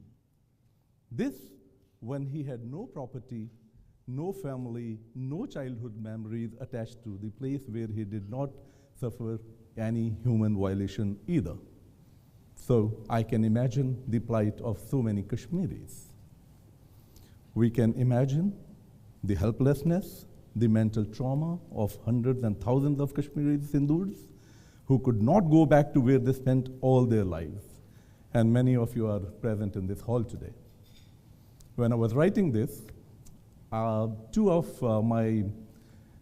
of my poems two lines came to my mind, and I'll recite it for you. अब वहाँ पर मेरे कदमों के निशान तक नहीं है, अब वहाँ पर मेरे कदमों के निशान तक नहीं हैं, जिस शहर की गलियों में जिंदगी गुजार दी मैंने. It's ironical that the genocides like what happened to Sikhs in 1984 and what happened to Kashmiri Hindus in 1990 has never caught attention of masses as it should have. Not many people realize what is it like to be a displaced person. No one realizes what is it like to live in tents, to marry your daughter off, even to some match which is which is absolutely incompatible, just because you are living in a makeshift camp and want to safeguard your child's life. Youngsters taking to smoking and alcohol, and elderly getting into mood and anxiety disorders, psychotic disorders, personality disorders, and so on. Even Acharya Zen mentioned, no one knows, so no one cares. It's so very important that all these things should be made known to the world, not confining only to Kashmiris, Kashmiri Hindus. Talking of trauma, it reminds me of my grandmother. My grandfather, an army officer in British Army, was killed by a mob during partition of India and Pakistan. She lived over 35 years thereafter, and trust me, there won't be a single day when she did not curse people of a particular community who she always thought were responsible for killing her husband. Having said that, every Muslim is not a terrorist. Every Muslim is not bad. Every Muslim was not bad in 1947, and every Muslim is not bad today. When Kashmiri Hindus were displaced, not only did they lose and risk their assets and depletion of human and social capital, but it also became worse when they had to witness the killings of the family members. And in many cases, even subjected to rape and torture. If this was not well-planned act of ethnic cleansing, then what was it? I was trying to gather some primary data, and I was talking to a lawyer friend of mine, and when she was telling me things about Hindu Kashmiris' plight in Kashmir in 1990, her voice would choke very often, because no one notices the invisible trauma, and for people who were not affected, everything goes unrecognized and unacknowledged. And it happened in a country which is supposed to be multicultural, liberal, and secular democracy. All this only for one fault of Kashmiri Hindus. And what was that fault? Their religion, your religion. And ironically, freedom of religion is fundamental right as per Article 25 and 28 of Constitution of India. Here were Hindus who spoke Kashmiri, all of you. The same language as people who made them leave the valley. Here were Hindus who were made or encouraged to study only Hindi instead of Urdu so that they do not get positions in the government, where Urdu was a prerequisite. Here were Hindus who, even if they got government jobs, were escorted to offices and back by army or police whenever the government seat was in Srinagar during summer months. Despite massacre of this magnitude, apart from Kashmiri Hindus, how many people are really, really aware that hardly any cases have been registered in the valley? Perhaps nil. Same happened even in case of 1984 genocide with Sikhs. It took forever to register a few cases. We all understand that terrorism has no religion whatsoever. And this evening, it is not my intention at all to malign a particular religion or community. But it's also very, very essential that our voice is raised against atrocities, and it should be heard. We should mince no words to pin down those who are responsible for any kind of terrorism. We need to analyze the unpleasant episodes and happenings of the last about half a century in India in the right perspective. We also need to look into the historical perspective and atrocities and the mindset of people involved, as well as psychological trauma the displaced people had to undergo in India, which was faced by Kashmiris and Sikhs, etc. If you see the historical perspective, which I would like to mention because I saw some youngsters in the hall, Kashmiri Hindus have gone through a lot over the centuries. That, in my opinion, made them very subdued and resilient as well, which is good, but we do see the elements of sacrifice for the last several centuries. And one such example was sacrifice of Guru Tegh Bahadur. His martyrdom and supreme sacrifice have significant importance in the evolution of Indian ethos, especially in the history of Kashmiri Pandis, as it can be perceived the triumph of the eternal glory of the spiritual traditions in India. Ninth Guru of Sikhs, Guru Tegh Bahadur, attained martyrdom at Chandni Chowk, Delhi in November 1675. Imagine what happened 320 years later or 315 years later in 1990. Let's go back a little bit in history. Mughals ruled almost for, I believe, 200 years. I'm referring to various dynasties like Khilji dynasty, Tughlaq, Sayyids, and of course Lodi dynasty, etc. Each of them was different in their outlook as compared to the other. When Akbar conquered Kashmir back in 1586-87, he gave reasonable freedom to Kashmiris. And due to exceptional intelligence of Kashmiri Hindus, I think he was the one who coined the term Pandit. During that period, Hindus not only enjoyed social security, they were also given high posts. And then came Aurangzeb. Now, during Aurangzeb's time, as we all know, he was very, very eager that Hindus adopt Islam. It was primarily Brahmins who preserved the Hindu religion at that point in time, and their conversion to Islam would have helped him in bringing the rest of the Hindus in Muslim fold. Obviously, he targeted Brahmins first because they formed the core of the Hindu religion. When there was resistance, he started persecuting them. Kashmiri Pandits were renowned for their learning and orthodoxy and gave stiff resistance to Aurangzeb's policies. Since Aurangzeb wanted to create a Muslim theocracy, he banned Hindus from celebrating festivals like Holi and Diwali, etc. In fact, he issued a fatwa for doing so, for banning such festivals, and the fatwa was known as Fatwa-e Alamgiri, which perhaps many of you are aware of. Around the same time, a lot of Hindus' temples were demolished as well. During the rule of about half a century, Aurangzeb had so many governors, and one notorious governor was Iftikhar Khan, and he was the biggest fanatic out of them. He was using force ruthlessly to convert Pandits to Islam, and that time many of Kashmiri Pandits had to flee Kashmir. Guru Tegh Bahadur Nagar, he became the source of spiritual solace, if I can say so, at that point in time, because people were suffering, and they saw in him their protector against tyranny. That is why the Kashmiri Pandits felt that he could help them and protect them from tyrannical rule of Aurangzeb. Many of the Brahmins who did not accept Islam, under the threat of death, managed to escape Kashmir, and also under the guidance of one Hindu noble person by the name of Kirparam, reached Guru Tegh Bahadur at that point in time. That was back in 1675. As you all know, his ultimate sacrifice brought tremendous change in the body politics of India. But it's so very painful that there were several Aurangzebs in the streets of Kashmir in 1990. I always feel that sometimes it's so very important to show your muscle power.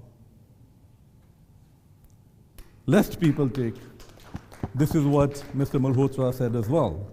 the Kshatriya part of it. You may be a saint, but it's very, very important to become a soldier as well.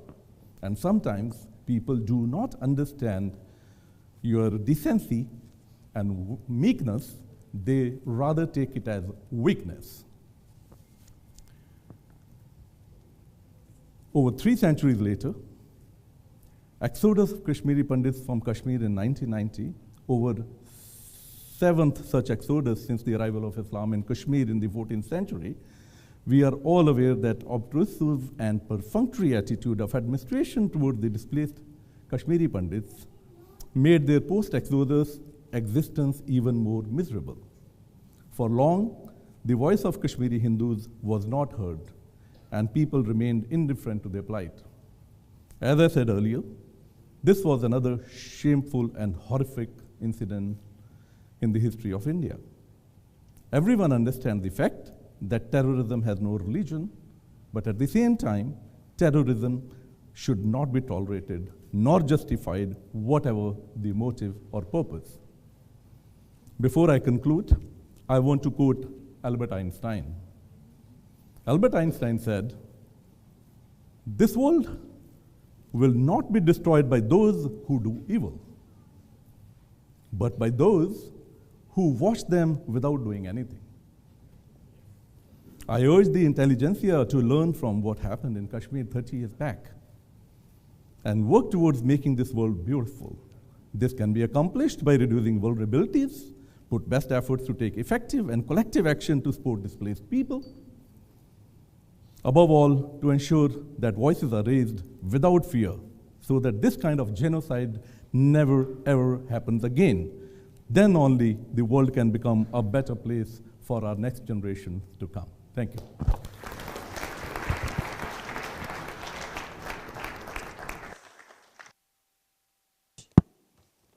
Thank you so much, Dr. Sangha. Moving on, may I now invite Shri Vidya Bhushan Dhar. Vidya Dhar is a native Kashmiri Hindu who has witnessed the night of January 19th, 1990. He's a trained IT professional, a writer, a TV host, and a social activist. May we have Vidya ji on stage.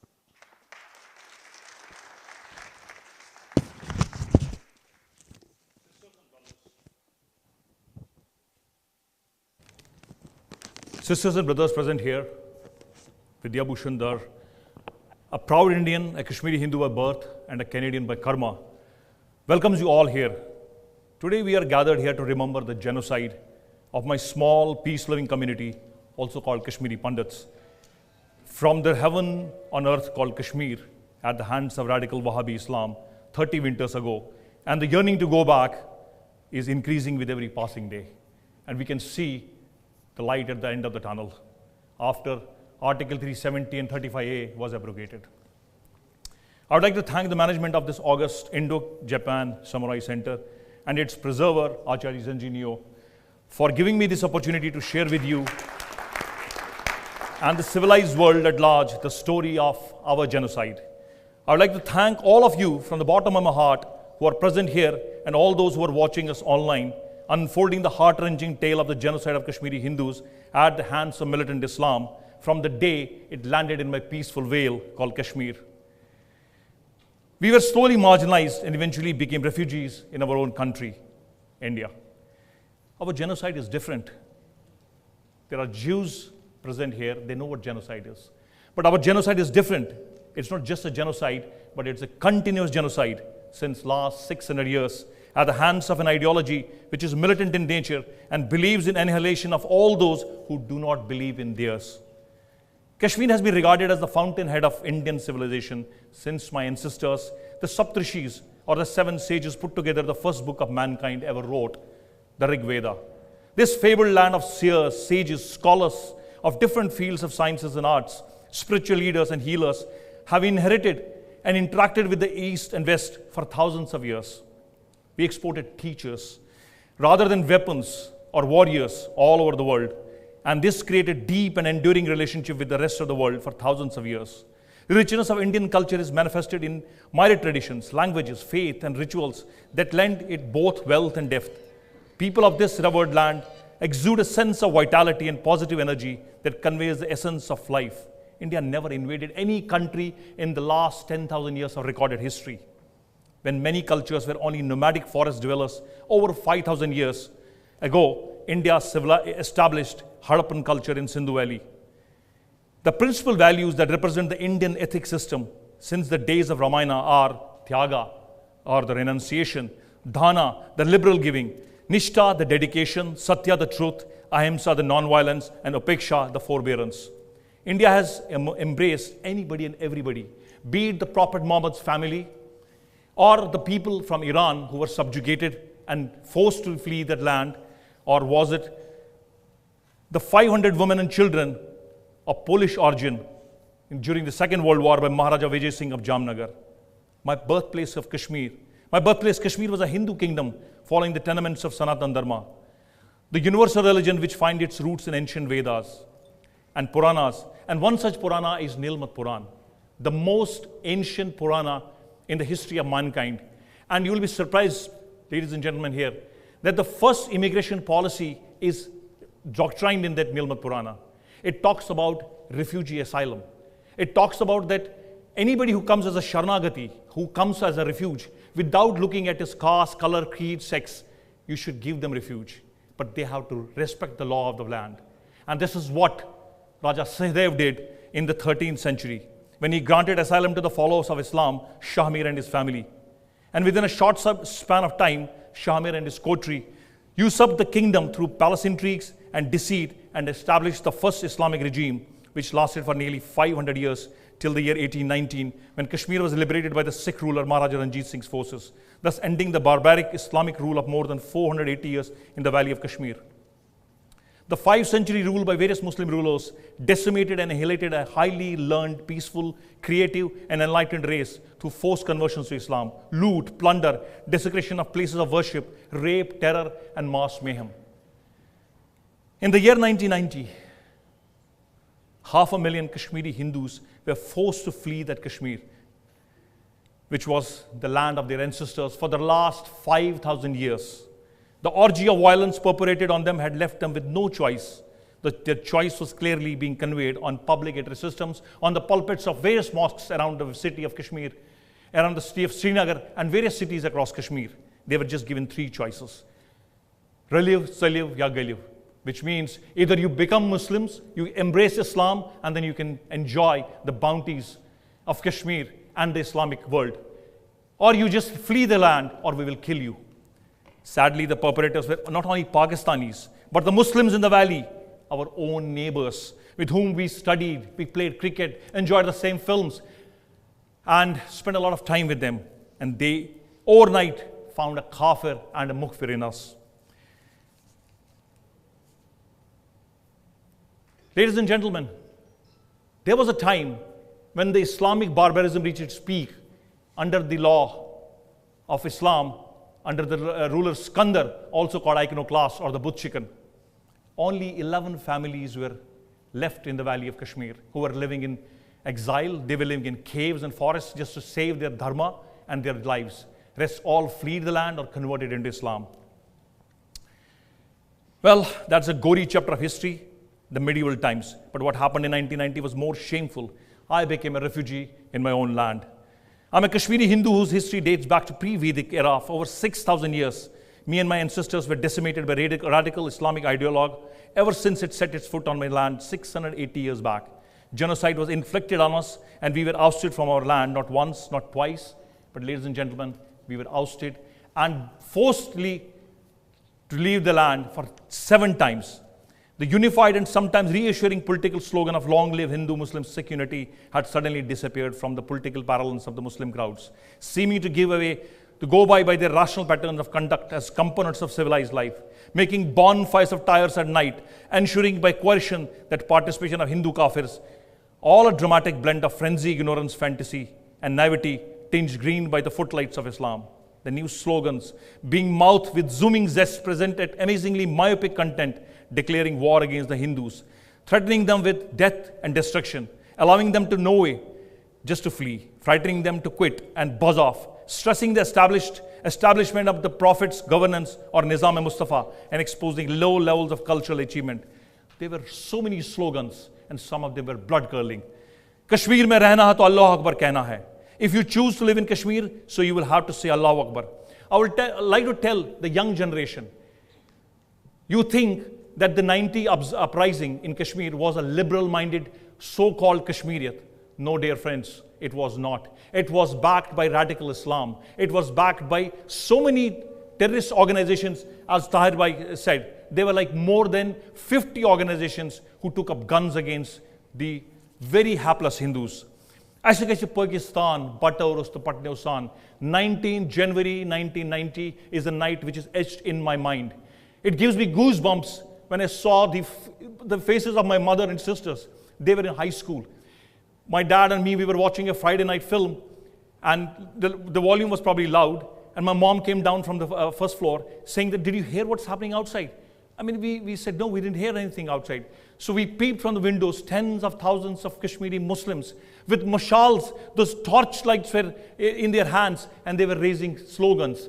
And the slogan which broke the last back of Kashmiriyat was that ICKF Pakistan, Bataurust Patne Usan, which technically means that we want to make this land of Kashmir into Pakistan without Kashmiri Hindus, males, and their women, their daughters and their sisters. This broke the fabric of that land, which was still somewhere there. What we call the Kashmiriyat absolutely got shattered that very night, and the exodus of the Hindus started the very next day. More than 500,000 Hindus had to flee their homes in the valley and lived as refugees in their other parts of the country. They became refugees in their own land. The cold, dark night of January 1990 has stirred into life the worst nightmares of Kashmiri Hindus living in the valley. Screaming from loudspeakers, as I said, they gave us no option but to flee. The threat has been coming for a long time, but the world remained silent then. We were not in the world of social media. We were not in the world of so much of information on our fingertips. So what you can do who are present here, the so-called civilized world remained silent then, but not anymore. So what I would like to all of you present here, when you go back, what you can do for us. Local, state and national governments, they failed to protect Kashmiri Hindus and fundamental rights of so-called Hindu nation. Leadership, leading international human rights organizations, they failed Kashmiri Hindus by ignoring their political, economic and cultural genocide. We want your voice to be taken so that all those deaf ears will know that how a peaceful community was hounded from their home of 5,000 years. National and international media aided and abetted the genocide by totally ignoring it. Even today we hear so many stories which are basically whitewashing that incident. And even when we talk about the newest film, probably the first one of its kind, which showed how Kashmiri Hindus were hounded from their own land, and we can see hate messages coming. Oh, we should forget the past. Really? We should forget the past? Then if you forget the past, then why did you start all this which was happening for the last 7 centuries? National and international filmmakers, as I said, ignored our genocide story. But thanks to some of the great filmmakers like Bindu Vinod Chopra and Vivek Agnihotri, who are bringing our stories to the masses. Now, how can you present here, or those who are watching me live, help me as a Kashmiri Hindu to return back to my ancestral home? By breaking the silence and speaking out against global terrorism. And when you see here, when in your home, slowly creeping on in our own backdrop. As Tom said, that we are seeing in this, the most peaceful country in the world, we are seeing that radical Islam, that radical terrorizing of people coming back to this land and going to hound us. We don't know whether we are going to have another Kashmir in next 20 or 30 years here. What you can do is, you can engage media and forcing them to focus on our story by forcing policymakers to enact and implement legislations against global terrorists and countries that harbor these terrorists. By engaging human rights organizations and making them aware of our cultural and physical genocide, by raising and donating funds that will go towards the preservation of Kashmiri Hindus, their culture and heritage. Ladies and gentlemen, we still have over 100,000 souls. These were those hapless people who were not probably that much educated. These were the people who owned orchards, they owned cultivable land, they owned, dairy animals. They had to leave everything behind. They couldn't bring any of those immovable properties with them. They are the ones who are languishing in so many camps even today. If you look at the Jagti camps, and so there are so many of them in Jammu and other parts of the country, they live on doles doled by the governments. They live on the rations provided by the governments. We want them to feel secure. We want them to know that there is a chance that we will go back to our land. I'm living in Canada along with hundreds of other KP families, and we have achieved everything that's mundane, but I'm slowly losing my identity, my language, my culture, and my roots. And this is what we all present here are looking for, and we will go back soon one day. Thank you.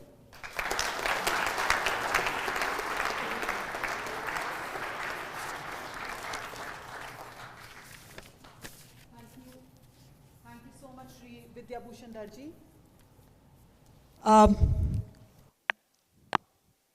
May I request Shri Vidya Bhushan Dhar ji to do a special book launch for one of our Kashmiri brethren here? Mahesh Kaul, the budding writer from Jammu. Dr. Mahesh is the chairman at Himalayan Heritage Foundation. He has compiled a book on J&K subversion titled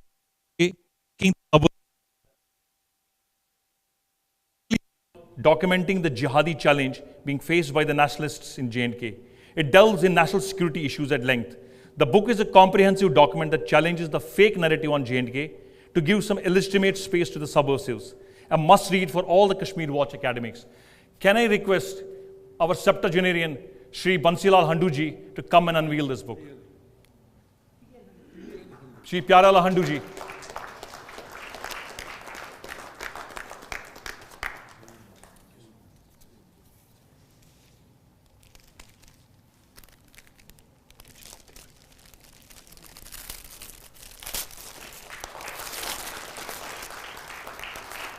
Ladies and gentlemen, a big round of applause.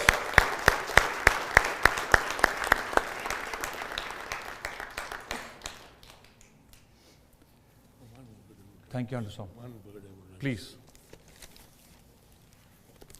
Only one word.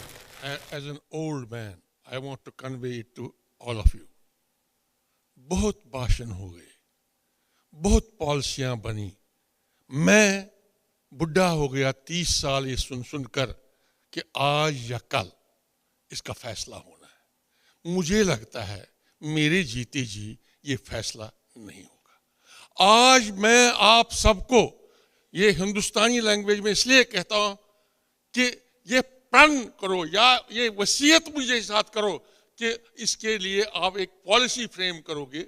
ये जो जितने भी learn scholars हैं, all of you, एक time bound programme बनाओगे कि कब मुझे आप जीते जी कश्मीर ले जाओगे, नहीं तो मेरी अर्थी को ले जाना. Thank you so much. I don't want to. Thank you, Handuji. With these thoughts, ladies and gentlemen, I once again invite our Reverend Acharya Ji to give the concluding speeches, concluding words on the topic today. Thank you.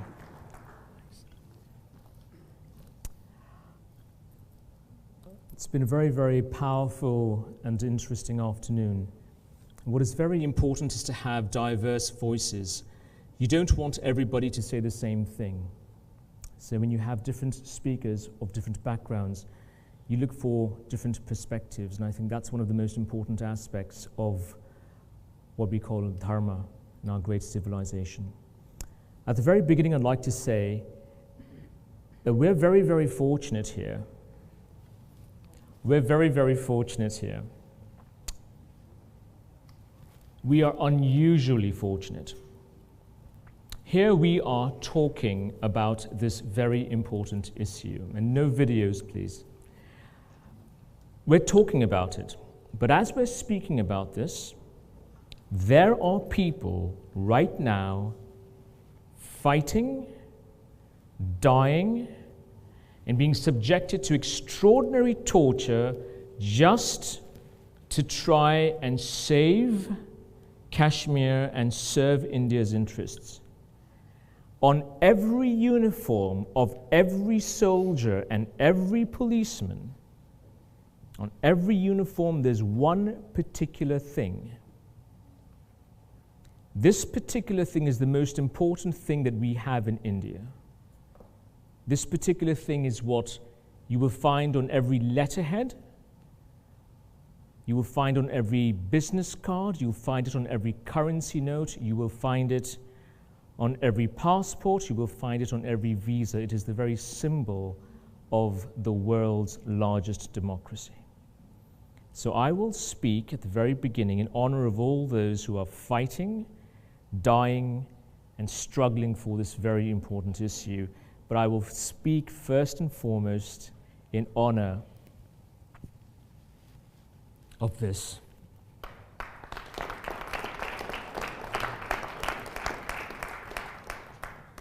This is the Ashoka Stamba. This is what this is all about. And it is essential that we never forget the sorrow, the struggle, what went into this great nation. I was very fortunate when I gave this speech at the Indian Independence Day, and I was told I brought people to tears and goosebumps. All I did was tell you the story of our ancestors and how India was born. This is a country that has gone through extraordinarily difficult situations. And as people say, for 1,000 years we've gone through invasions and all sorts of difficulty, and yet we are still the oldest civilization, and we are unbeatable, and we are unbreakable.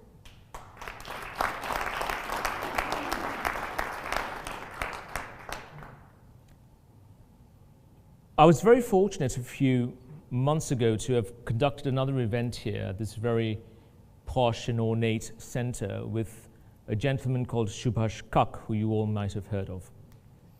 And in the course of our conversation, we discovered something of important significance.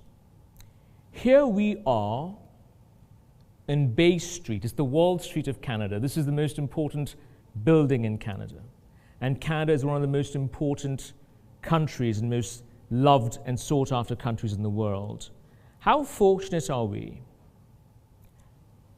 But I want us right now to take a moment back and to forget about our great and wonderful life here in Canada and this wonderful surrounding in this heritage hotel, and step into the shoes of a Kashmiri Hindu refugee. Just think about a man being told that he's got to leave the land of his ancestors. He has to somehow assure his daughter that things will be all right when he himself has no idea what the future holds.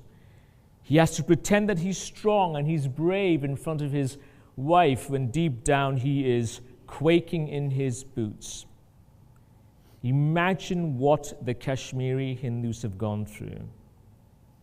We all talk about compassion, but there can be no compassion if there is no passion. We've got to put the passion in compassion. And the first thing we have to do is empathize with what they have gone through.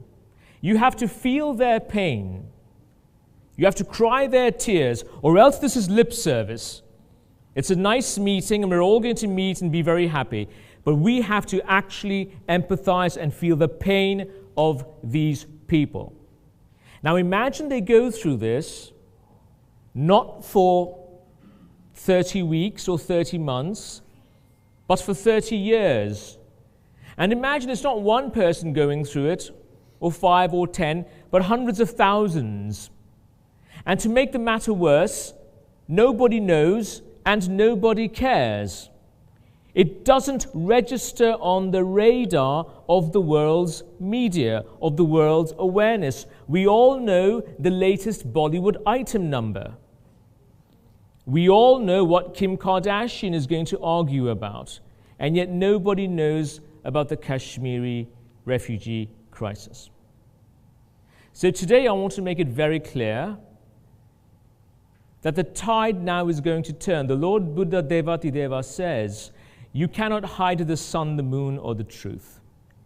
And you all know that on this extraordinary Ashok Stamba, that is the national emblem of India, we also have the words, Satyameva Jayate. So the truth will triumph. It'll take a bit of a beating. Every single great warrior was defined by the struggles he had to overcome. You don't ever hear about a great warrior who had it easy. So yes, we're going to have our struggles, we're having our struggles, but now the tide is beginning to turn. And therefore I want to make it very clear, to our Kashmiri Pandit friends that you are no longer alone, your voice will be heard, and we will broadcast your concerns, your issues, your pain, your sorrow, your suffering to the world.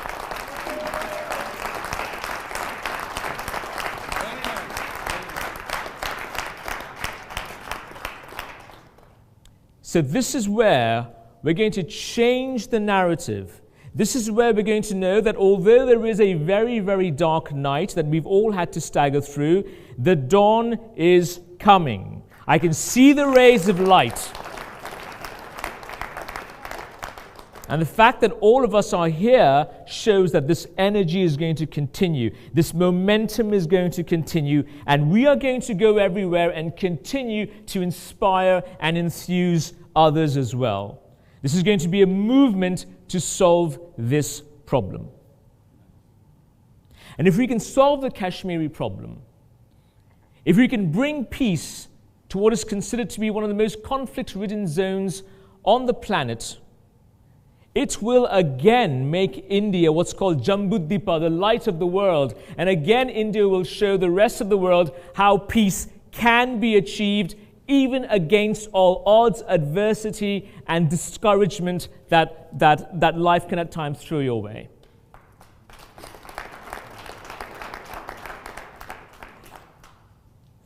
Now, you all have heard different views, and I respect all the views. I'm going to give you a bit of a unique perspective here.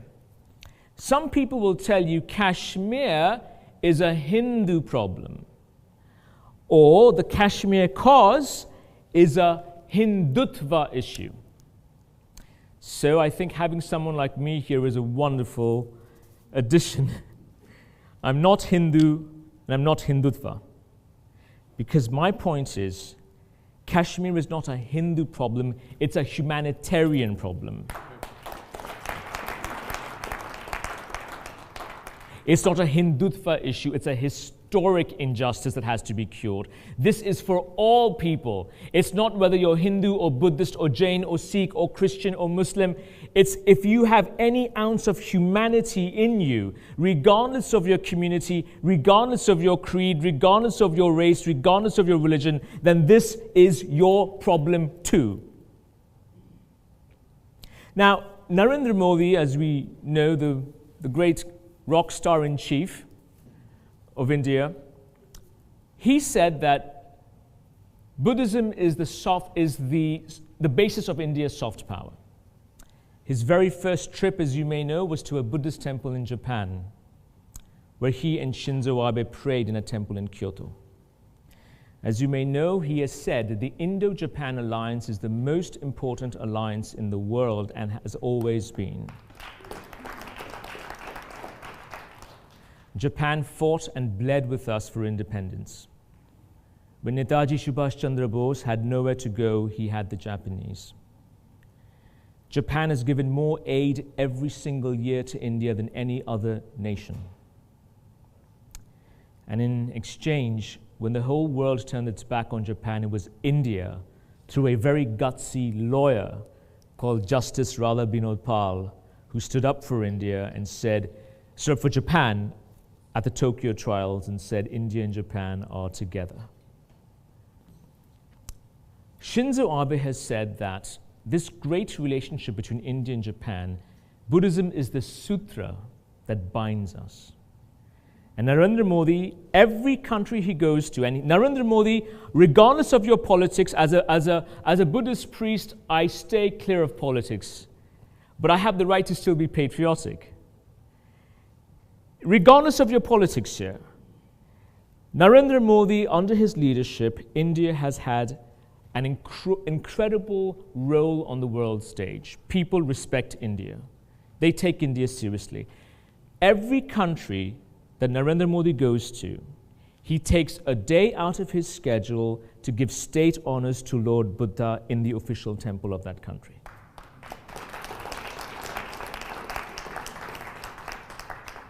And Narendra Modi also said, he echoed the words of Swami Vivekananda and Rabindranath Tagore and other very important architects. We are not allowed to forget the people who shaped our civilization. I'm sorry, it's not okay.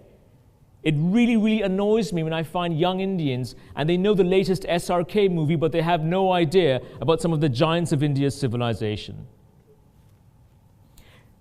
So he echoed these words and he said that although Buddha did not follow the Vedas, he is the crown jewel of India, chief among its greatest masters.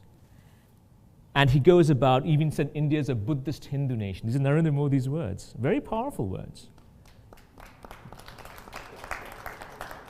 Now, why does it matter? It matters because it shows India's influence on another 20-odd nations or global communities. You cannot talk about Buddhism if you don't talk about Kashmir. We talk about Japan, which is the world's most super-developed nation.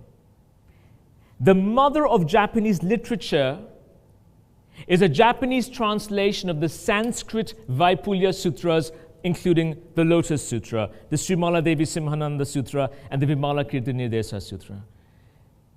Think about that.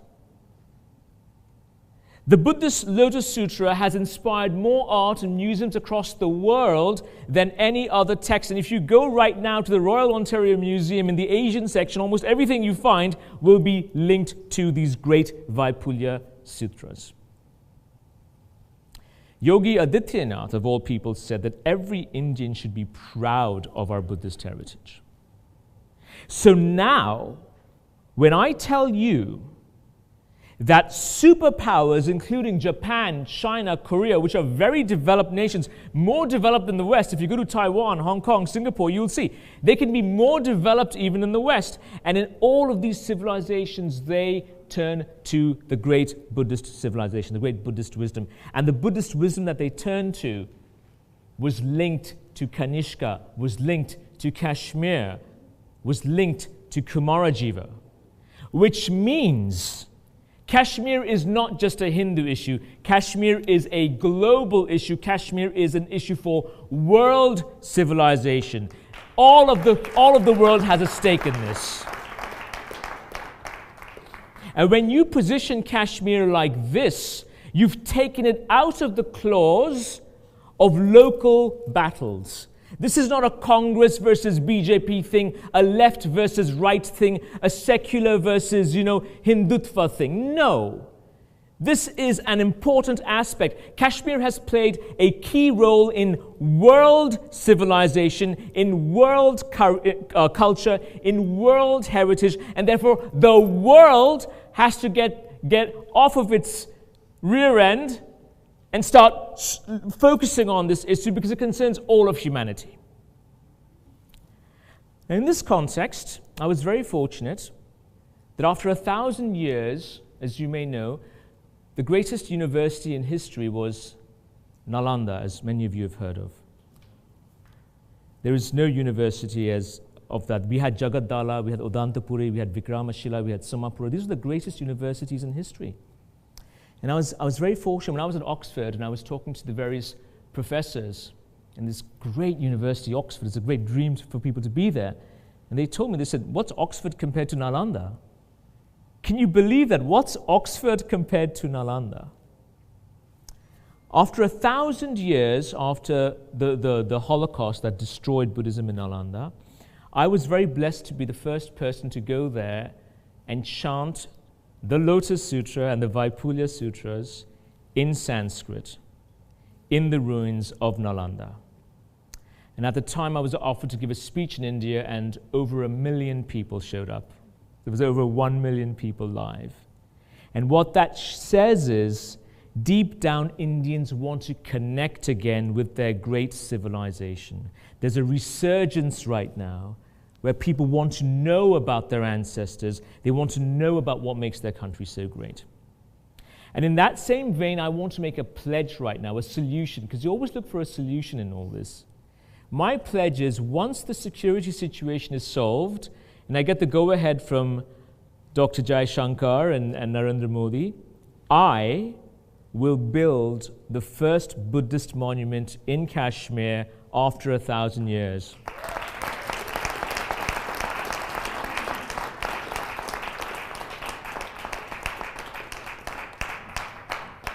And with the blessings of Buddha, I will make sure we have members of all 20 Buddhist nations in attendance. So we're going to again bring back what our ancestors died for. And we're going to make Kashmir an issue that the whole world can benefit from, because India was never a country that was meant to keep its light within itself. India was the light of Asia. India was the light of the world. And we have a responsibility to continue to reflect the light of Indic civilization to all dark corners of humanity. We spoke a bit about the Sikhs and the Kshatriyas, so I want to say a few quick words about the samurai Tokugawa. We're at the samurai center. When Buddhism was destroyed in India, it was the samurai who kept it alive. And then there was the samurai through Japan. The Japanese Buddhists came back to India and rebuilt the Buddhist temples, and they run the most important Buddhist temples. So we have a very strong connection between India and Japan. One thing that Tokugawa stood for, the great samurai, Tokugawa is the most important samurai shogun in Japan's history. He saw all these different clans, and he was able to unite them all to make Japan strong and have its golden age. I see India, where we've got different communities, as I think Rajiv San said. We have different communities, and every community has its own culture. You've got the Bengalis, you've got the Tamilians, you've got the Sri Lankans. I'm very blessed. I've had meetings with very, very important leaders in India, and we're doing 2 extraordinary big events for Indian, we call it Bharatiya Sanskriti, which means we're going to do literature, we're going to do art, and we're doing 2 very big events with the blessings of the government. And the whole concept is we're going to be strengthening and empowering the different communities of India. And that's very, very important. I don't want this Kashmir issue to cause any more division. I don't want it to be just a source of angst. I'd rather find a way to make it a source of amity. And in this context, I want to just focus on the concept of what we call the Bodhisattva vow. Whenever we become priests, we take a vow of the Bodhisattva. And this was, I'm just going to quote from Nalanda, from a very important Buddhist scholar called Shantideva. And he says, "May I be a guard to those who are protectorless, a guide to those who journey on the road. Wherever people are broken, beaten, bloodied, and battered, like the Kashmiri Hindu refugees, may I be the one to guide them to their home. When they need to cross to the other shore, may I be the one to lay down and be the bridge for them to walk over to the other shore." We have a duty, dear friends, we have a duty to use any crisis as an opportunity. We right now are on the cusp of something big. You all know what's happening in India. There are many changes.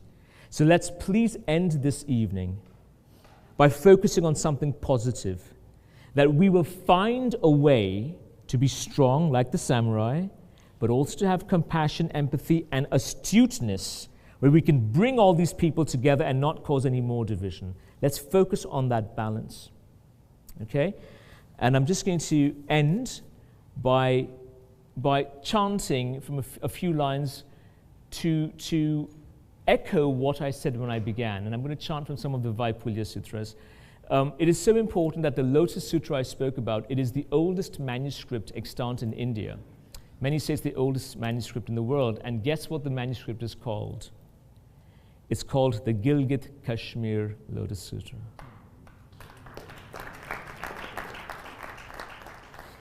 So I'm going to chant from this particular sutra. Namo Sarvadeva Puchita Namaskartaya Sarva Sattva Parimokshana Karaya Chintamuni Mukta Dharaya Amitava Murte Mamami Abhayam Dada Balam Dada Sarva Dukkha Bhava Soka Nasaka Pranamami Avalokiteshwara. And that means that the one before whom all the gods bow down, the one who can offer salvation to all sentient beings, the one who makes our dreams come true, our wish come true, who holds the chintamani, and we all have a wish, right? To that particular being, I ask to take away the pain, the sorrow, the hardship that we're facing. Because we're soon going to be, we're celebrating Martin Luther King's birthday. And so I too have a dream. And my dream, my wish, that the one who holds the Chintamani, I hope, will answer. My dream is that in our lifetime, the Kashmiri Hindus will be able to go back home. And again, in our lifetime, we will have Hindus, Buddhists, Jains, Sikhs. We'll have Swadeshi Muslims. We'll have Christians. We'll have Jews. We'll have Parsis. We'll have Adivasis. We'll have spiritual seekers, yogis, and Ayurveds. We'll have all of us together again in the bastion of civilization that has played an indelible and that has carved an indelible impact on humanity, Kashmir.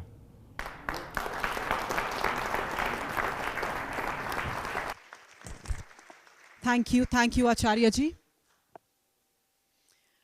As Worcestershire writes, and I quote, "No one leaves home unless home is the mouth of a shark. You only run for the border when you see the whole city running as well. Your neighbors running faster than you, breath bloody in their throats. The boy you went to school with, who kissed you dizzy behind the old tin factory, is holding a gun bigger than his body. You only leave home when home won't let you in." These are the sentiments that we echo. We want to let the world know that we did not run away, as the world knows, as the media portrays. We had to run away for our dignity, for our self-respect, for our kids, we did not let them pick up guns and stay there, rather pick up pens and be here where we are. A huge round of applause to all those parents, ladies and gentlemen, to all those parents who had to fled overnight on that deadly night just to save honor of their daughters, of their wives, of their mothers, and just to make sure that we do not become what they want us to become, but we become like phoenixes, rise from our own ashes, and wherever we go, we spread love, we spread harmony, and we spread the word that we still exist. Kashmiri Hindus still exist, as you will see on the display pictures of all the social media across the world. It says, "I exist, 19/1/1990. It's the time that world knows what happened in the right light and not what the media wants them to see. With these notes, ladies and gentlemen, I open the forum for any questions that you may have from the esteemed speakers. Yes, sure.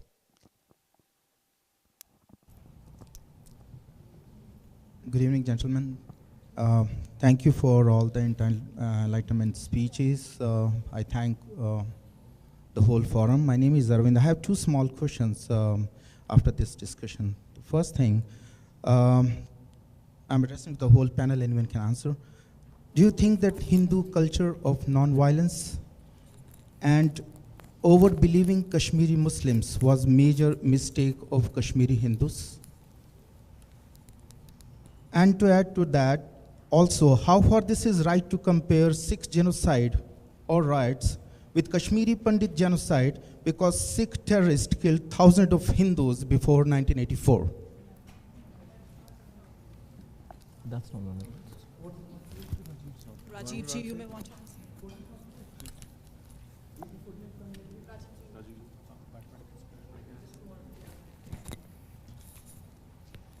I can answer the first one. I'm not up to date on all the details of the Sikh issue that you're mentioning. Somebody else can answer that. It's not working? Now it's working. Okay, I'd like to answer the question on ahimsa. Ahimsa, which means non-himsa, has been mistranslated as non-violence. Himsa means harming. Not violence, but harming. There is also himsa in verbal harming, in persecuting a person economically, exploiting them. It's not just violence, it's harming. So, ahimsa is non-harming.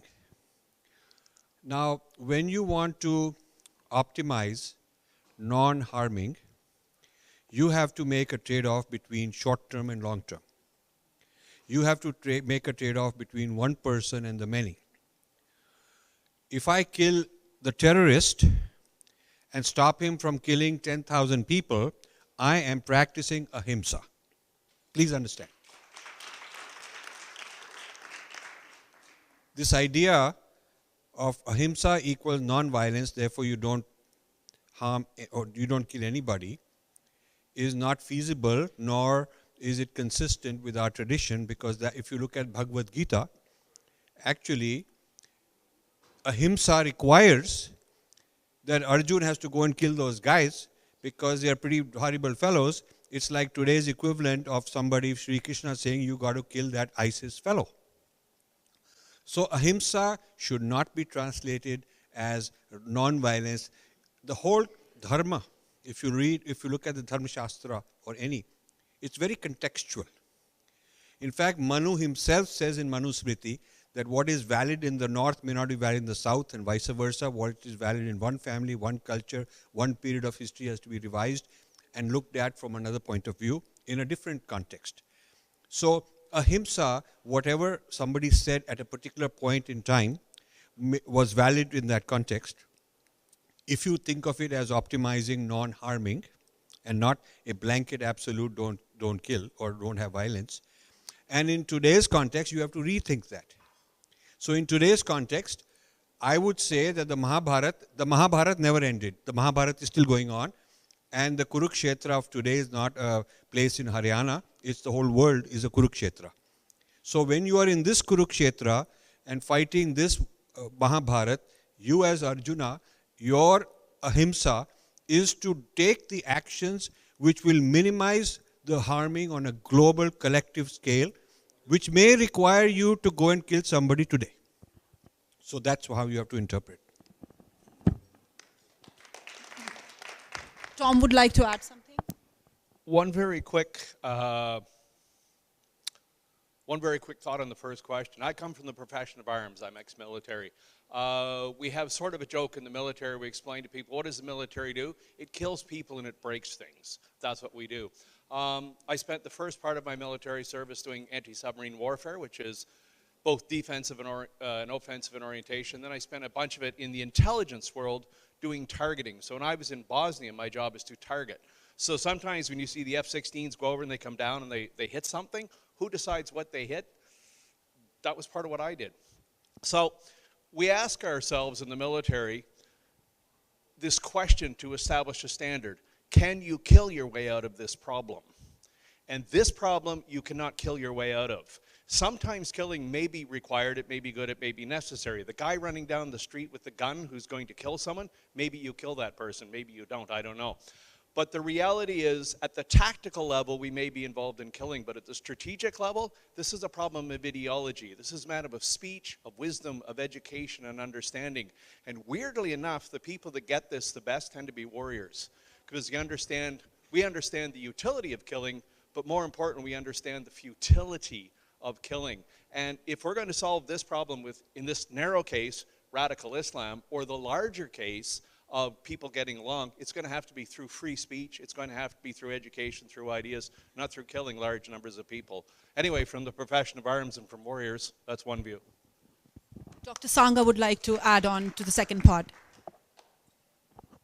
I would not like to dilute the very focus on Kashmiri Hindus this evening.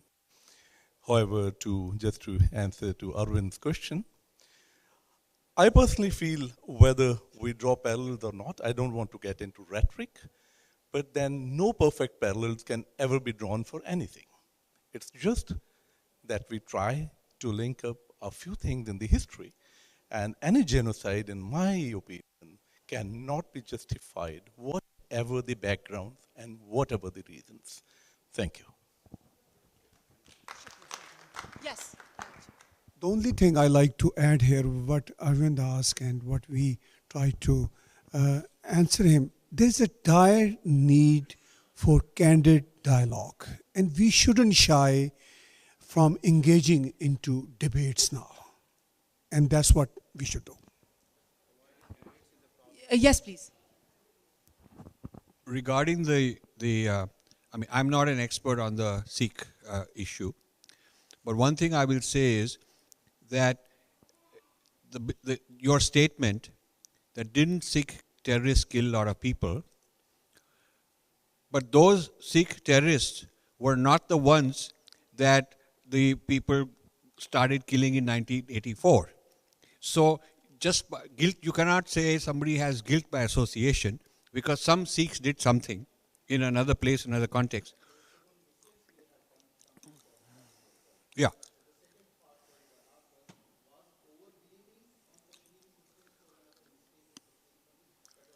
Yeah, but I just to the extent of to the extent I understood the question, maybe it's a bigger issue. I don't think that the particular Khalistanis who did the bad things had anything in common with the guys in Delhi, very honest, innocent fellows who got killed. I just don't think we should have guilt by association. Yeah.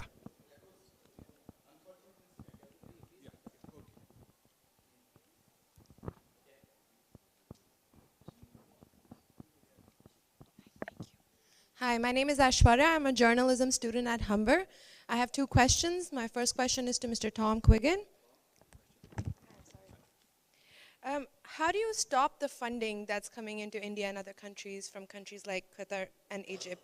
What are the counterterrorism steps that we can take except for talking about it and voicing our opinions over here in platforms like these? Okay, the first question is... Sorry, caught me. The first question is, how do we stop funding? One of the projects I'm working on right now is called Qatar Papers. In France, a couple of French journalists got a hold of several thousand documents from Qatar showing where Qatari money is going. And that money is being spread through Canada, America, Germany, France, Belgium, whatever, in support of the Muslim Brotherhood. And just now, my own personal project, the Quiggin Report, which is a podcast, we're just starting now to expose the Qatar Papers in Canada. So we're going to show which Canadian politicians signed letters of support to organizations here in Canada that were requesting Qatari money to build projects here in Canada. There's 8 projects being built, and we have 9 politicians that have signed them. Some of the names you're going to know, because they're currently things like cabinet ministers, ex-mayors of Toronto, and that sort of thing. So we're going to start exposing that. And this is myself and a circle of journalists, ex-intelligence people, whatever, doing it. We have another project going, and I kid you not, it's called Project Karma. There's no Indians involved in it, but it's going to be looking at a much larger scale project of how Qatar, Kuwait, Saudi Arabia are funding projects around the world, and this is tens of thousands of documents. So we're going to start exposing this, and then what we need is other people to step forward and actually starting putting pressure on politicians to say, quit shipping money overseas to fund terrorist groups, and for those people who are being funded here in Canada to build extremism, please stop it. And one of the, sorry, just I'm going to interrupt here and do something else, not your question. People were saying today that the Kashmir issue doesn't get global coverage like it should. It doesn't get the understanding. And when I went back and through, I looked at it, I thought, I'm one of the weird people in the world that actually understands genocide. I've seen one up close in Bosnia. I worked for the War Crimes Tribunal. I did a lot of work on Rwanda, so I actually understand it. And I thought, even I don't know much about it. So I went to a couple of friends this morning and said, we need to get the word out about this conference, get people to share it. One of the guys I went to is Imam Tawhidi, a Muslim guy I know originally from Iraq, Iranian trained, and said, can we share this? So far, just watching here, in the last hour, we've got 28,800 people who've seen this, who hadn't seen it. This is a Twitter thing I just put out. It went out about an hour ago, and it's going like 28,800, 28,900. It's gone viral very quickly. So by the end of today, I can pretty much tell you 100,000 people on Twitter are going to know about this conference and seen it, who wouldn't have seen it otherwise. Thank you. That is the power of social media. We have very special guest here from Montreal, Mr. Sumbli. I want to thank you, Vidya ji, and so many learned people here, and I don't think mine is a question, mine is a suggestion. I believe in front of all of you who have more knowledge than I do, we should never forget what I think perhaps Guru Nanak the first who tried to do something in Punjab, as correctly said by the that was the battleground. I think Guru Nanak tried to change it with his multiple imaginations. He tried to convert Punjab to Sufism. Sufism is a Vedic Islam. He tried to change Punjab to something different. What else could he do? The sacrifices of Sikh gurus, I simply believe that they strictly followed Bhagavad Gita. Today we have a great Guru Granth Sahib. We should never forget the journey from Patna Sahib to Huzura Sahib, a distance of 1,500 kilometers.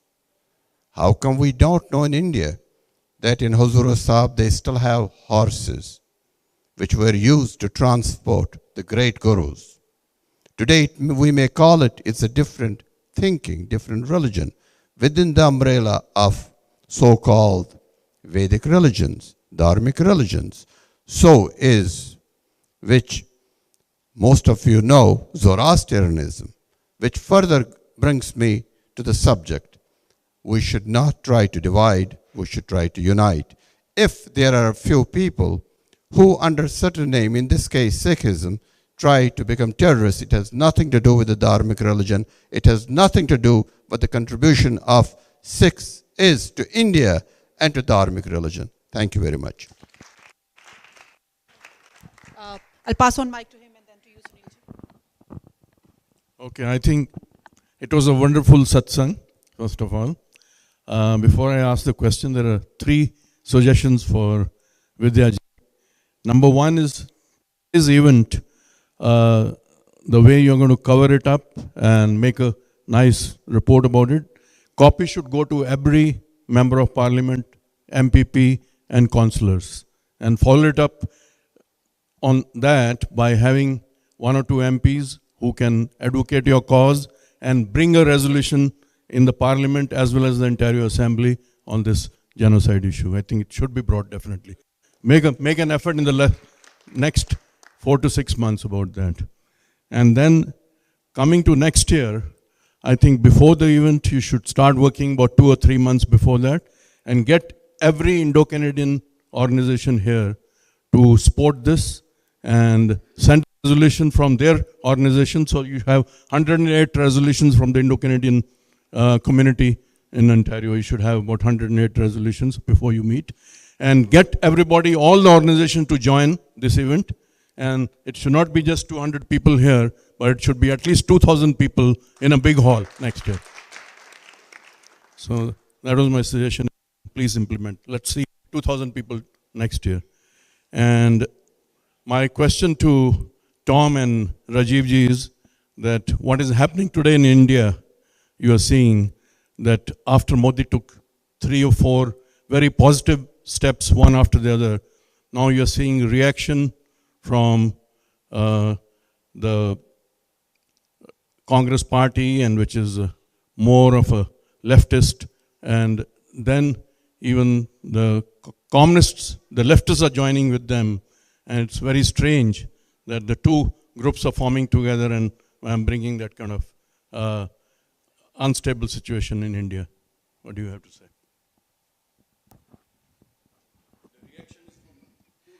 Yeah, I think we all understand what it is. There are structural problems with Indian democracy. The structural problem with the parliamentary system, as opposed to, say, a presidential system, and the free movement, free enterprise, you can be elected this way, then next time you join that party, you break this coalition, go there. This kind of a formula of opportunism, opportunism, you could be hating that fellow and be his worst enemy, but with the right offer, you join him. This kind of a lack of ethics in the parliamentary system and the opportunism of, different regional little fractional parties. And they are able to take any situation and figure out, calculate what's in it for me, not for the country, but what's in it for me, unscrupulously. So this is the result of that. So there is a character issue, and the problem is that the public is supporting this because these guys are in power because the public supports it. And the public is supporting, you can't say it's just some minority group supporting, it's a lot of Hindus also supporting this. So there is a deep issue in India in proper education about what I have called, I started a movement called the Indian Grand Narrative. The Indian Grand Narrative, who are we? Most major countries have a sense of grand narrative. They're taught this from childhood. And they would evaluate politicians and various things, looking at it from the context of what's the narrative implication of what he's saying. Not what's the short term, what's in it for me, what will I get out of it. So in the absence of an Indian grand narrative, you have a lot of mini narratives, micro narratives, this jati, this community, this region, this language. And that fragmentation is a phenomenon I've called breaking India forces. These are the breaking India forces. I have a book on this called Breaking India. So you are seeing the breaking India forces in the absence of a grand narrative proceeding in this direction. And I've talked about it, written about it long ago. Beneath the surface, this is there all over India. It's in the south, it's in the northeast, it's in the heartland, it's in Delhi. And this is, there are certain issues which I feel need to be fixed with the constitution. Indian constitution, based on, Britain has this parliamentary system. For a small country, it's okay. But for a very large country with so much diversity, I would prefer a system where you have 5-year stability. You can't have a no confidence motion and get rid of somebody based on a whim, unless it's impeachment for criminal causes. If it is not a criminal cause, just bring down the government because you win over a few guys, you bribe them. I would like a more stable constitution in terms of how democracy is practiced in India. And I'm also writing on these thoughts, also on the lack of primaries to select politicians, means that each political party is like a fiefdom, like a icon, some kind of a personality cult, and they decide who will get the tickets, and it's not by public mandate. So I would say that India will keep going from stable to unstable to stable to unstable, or back and forth. There was a stable era under the Congress for a long time. It was a broken, lot of chaos. Now there's a stable era under BJP, and they're trying to break that down. But there are underlying issues that need to be sorted out. Just one quick comment on the alliance with the leftists. It's not unusual. In fact, it's regular. It's the rule. There is something we call the Red-Green Alliance, the leftist-Islamist alliance. Both of them are anti-capitalist. Both of them are anti-free speech. Both of them are anti-democratic. Both of them are absolutist in their nature. Both are supremacist in their nature. So it is bizarre to a certain degree to find leftists, who we also call godless communists, working with the Islamists who put all their faith in Allah. But nonetheless, there is politically a very strong alliance between them, including the guy who runs the think tank for Hezbollah, and Hezbollah has a think tank, believe it or not, who actually said he has no problem dealing with the leftists, and then he says eventually Allah will sort them out at the end. One quick warning to the leftists: the Iranian Islamists came to power, Khomeini came to power because the leftists got behind him and drove him into power. They provided a lot of the muscle to get rid of the Shah and bring in Ayatollah Khomeini. Just after he got his power solidified, he killed 30,000 of them. I'll pass on the mic. My question is to Tom. Tom, you mentioned earlier that the solution to the Kashmir problem lies outside, for example, Pakistan. I believe in that. Besides Kashmir, a lot of other world problems, for example, Toronto 18, or New York bomber, or 1911, or 9/11, or something. There's one country that has the source to all these problems. That's Pakistan. Do you believe in near future or sometime all the world powers, they are going to get together and think about it and hold them responsible for this, or do something about it?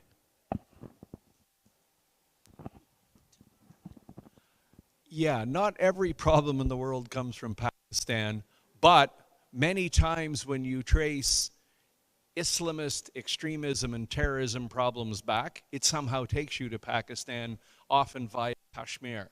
A Canadian example would be Momin Khawaja, who was arrested in Ottawa in 2004 as part of a terrorist plot to use about 1,100 keys of ammonium nitrate to blow up a shopping mall. He's a Pakistani fellow. He's from Pakistan. His father's from Pakistan. And his issue was, strange enough, Kashmir. That was the inspiration behind the plot. If you look at it, the problem is right now, I would say, you know, sort of you could get rid of like one country that could just somehow just sort of elevate to the heavens and go away. Would this problem go away? And I wouldn't pick one, but I would pick Qatar, Iran, and Pakistan. If you look at where the money comes from, where the ideology comes from, and where much of the agitation comes from, that's where it comes from. And I think collectively the world's starting to get there, and collectively I think the world is starting to understand it's not just the tactical, it's the strategic problem at the ideological level. And much of the ideology is coming from Pakistan. The Islamic Union paid for, used to be Emirates, I think of it, but now it's Qatar and the Saudis are paying for that. So yeah, if just that one universe to go away, I mean, a whole lot of the Islamist ideology would be crippled, would be brought down, the better for not just Pakistan, but for everyone. And again, with Pakistan, it's the same countries. It shouldn't be that bad a place. It's got a good part. It's got, you know, an agricultural. It's got everything from lowland to highland. It shouldn't be that bad a place. What they need is a decent government.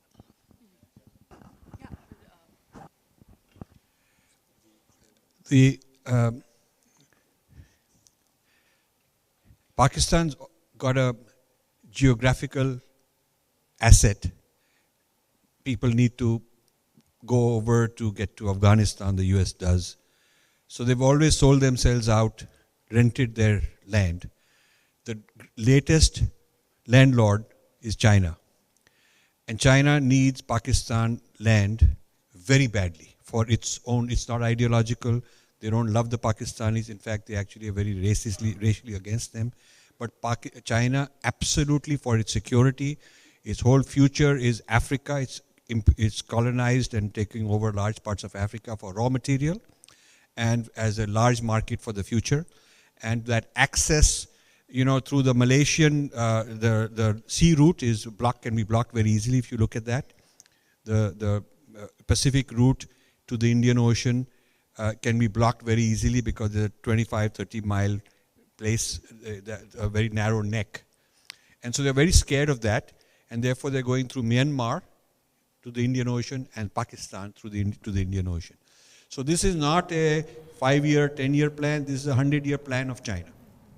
And they're investing very big. So I think this is a guardian that Pakistan has, we have to understand. In exchange, they'll keep doing little bit thing, whatever, like I think 2 days ago, they tried to put this Kashmir on the UN Security Council agenda again, even though it didn't go anywhere. But you know, Pakistan want to keep getting some favors out of this in exchange for renting their territory.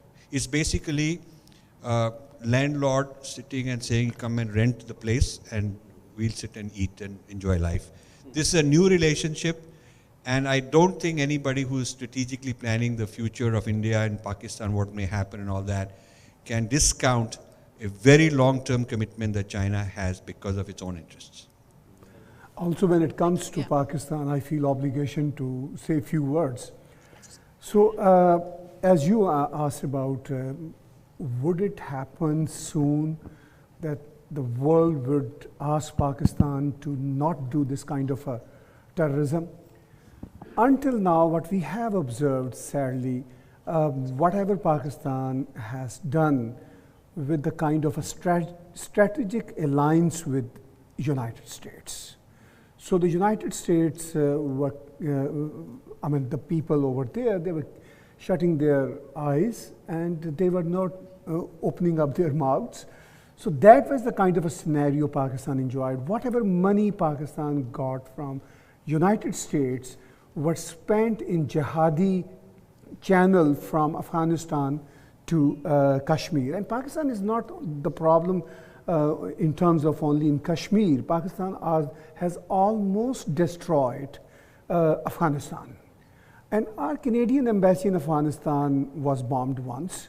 So Pakistan is kind of a sadly epicenter of all those issues. And look at the Bangladesh, for instance, what Pakistan has done with the Bengali Muslim fellows and what Pakistan is doing today in Balochistan. So it's not just Kashmir and Pakistan. Pakistan's mess is everywhere. We have recently witnessed stabbing in London. A young fellow of Pakistani origin, born in England, wanted to buried in Kashmir. So that's the kind of a thing. In Danforth, 2 years ago, I think, Tom, if you remember, there was a killing, mass shooting, sort of, and the guy was of Pakistani origin. So we Western politicians, law enforcement agencies, they are trying to, overlook this issue.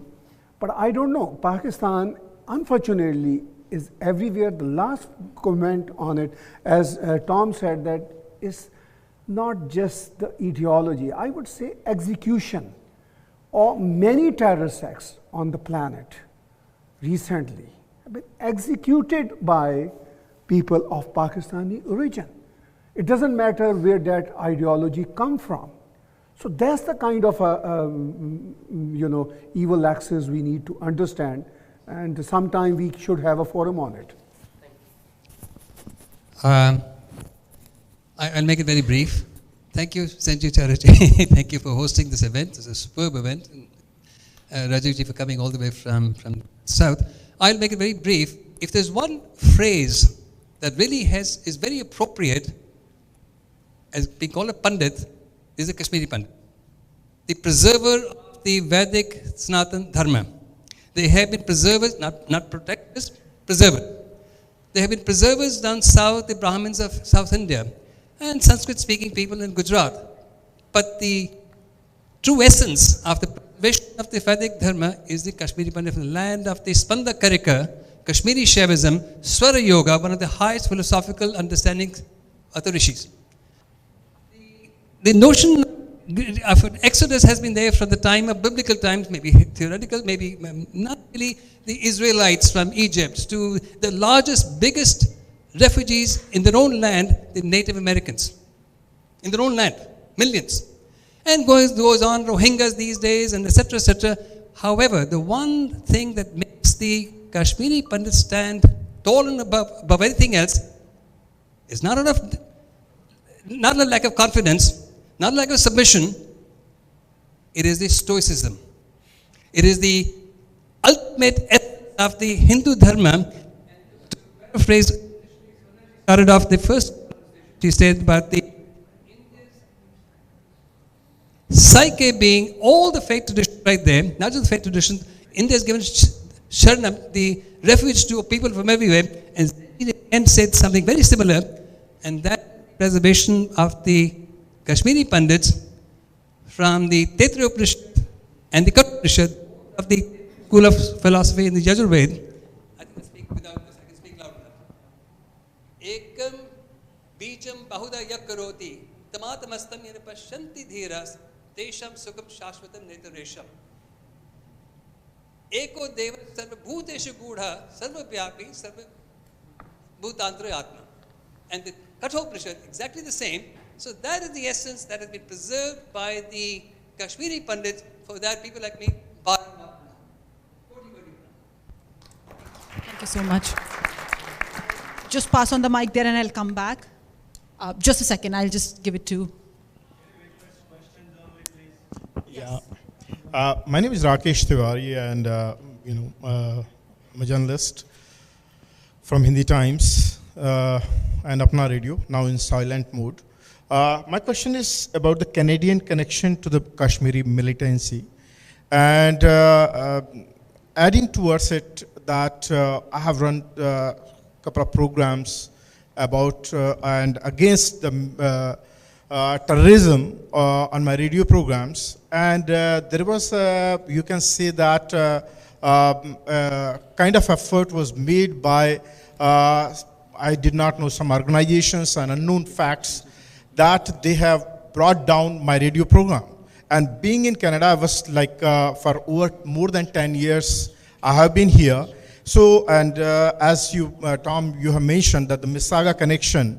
So, is the Canadian government, my question is that, is the current Canadian government is doing enough?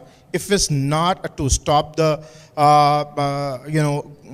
Kashmiri militancy, the funds which are going from here to Indian Kashmir and in that area, and what can be done? If it's not done, then what can be done? Thank you for the question. Just at a micro level, some work being done. For instance, the Islamic Society of North America has been busted 3 times now by the Canada Revenue Agency, the CRA. And CRA are the folks who control whether you get a registered charity or not, which is actually a big deal. So ISNA had their charity pulled or revoked by the Canadian government for funding the Kashmiri militants. Unfortunately, as far as can be told, they kind of revoked another one or partially revoked it again in 2018, which suggests the problem is ongoing. So that's just kind of a micro response to your question, that there is some work being done, but obviously it's not terminating the problem. To sort of forget the Kashmir thing for a second and go up to 100,000 feet and look at the larger problem, Canada has the last, I don't know, more than 20 years, allowed minorities in Canada to its primary objective at the end of the day, money overseas for extremist causes. So that, I think, is sort of what we need from the Canadian government. The Kashmir thing is a much larger global issue. And voices are starting to come out, people are starting to pick on it, but not enough. And that's where we need to push the politicians. We'll take 2 last questions first. This gentleman has been asking. Namaste, everyone. My name is Priyavrat, and I am a Ph.D. student in computer science at U Waterloo. My question is to Sri Rajiv ji. 2 questions. The first question is, how do we counter a narrative spreaded by this bogus narrative, I think, in my opinion, spreaded by the postmodernists, subalterns, Marxists, saying that Bharat is never one country, and it's always a different country. I mean, it was always like divided, and people just fought among each other. Or Itihasa is myth. There is nothing called Ramayana and Mahabharata. Is all myth. And so, in saying that, they justify the killings of done by the invaders on the native Hindus. How do we counter this narrative? And in saying that, they also, because I have countered this narrative among few students at University of Waterloo, they say that, well, as there was never one country, so maybe the invaders killed, because you were killed by your own people, so there's no difference between you being killed by the invaders, whether they're the Christian or the Muslim. Second, can we do one at a time? Yes. Sorry. Yeah. Okay. You're connected with a lot of my work, and you know that this whole idea of a grand narrative and how to combat the postmodernism and the what I've called the 5 waves of Indology, we've been doing a lot of that. It's one thing to construct a counter narrative, which we've been constructing for a very long time. It's another thing to institutionalize it, which is where we are not getting headway. To institutionalize, and it's not enough for me to write a book and to give 1,000 speeches and talk about our narrative and falsify the other narrative.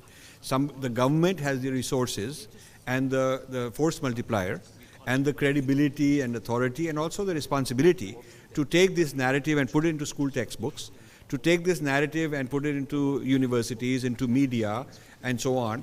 And that is where there is not enough has been done. So the answer to your question, what has to be done, it's not, there is no shortage of arguments to counter all this stuff that people are talking about. Lack of unity, lack of whatever, human rights arguments and all that. More than enough ammunition has been given against all those things. It's a question of taking it forward in a very official way, because by osmosis, by social media, by individual casual contact, it'll take forever. You need the power of government because they control the syllabus, and they can, even the IAS exam, the UPSC exam is full of rubbish. I've gone and spoken, just a month ago I spoke in Mussoorie at the IAS Academy, where they're training IAS people. I told them that. I've spoken at the Foreign Service Institute in Delhi multiple occasions, and I've told them that. But it's not enough to just keep talking to people. This is institutionalized reform of the discourse. The Culture Ministry hasn't done its job. The Education Ministry hasn't done its job. The Ministry of External Affairs has something called ICCR, Indian Council of Cultural Relations, and they have offices all over the world. And their job is to project Indian culture. They have not done this. So the problem has to be taken up by government in a more serious way. Thank you. We can go on, but I'm so sorry we're running just out of time. We request all the audience to please move this side of the hall for a group picture that Samurai has requested for. Everybody, if we can move, everybody. And while we move, I would like to take a minute to thank each and every one of you for taking time out. All the wonderful speakers that we had, a huge round of applause for coming out for this. And let's make it bigger, and let's make it better, and let's make our voices being heard. I request everyone to please join us here for a picture.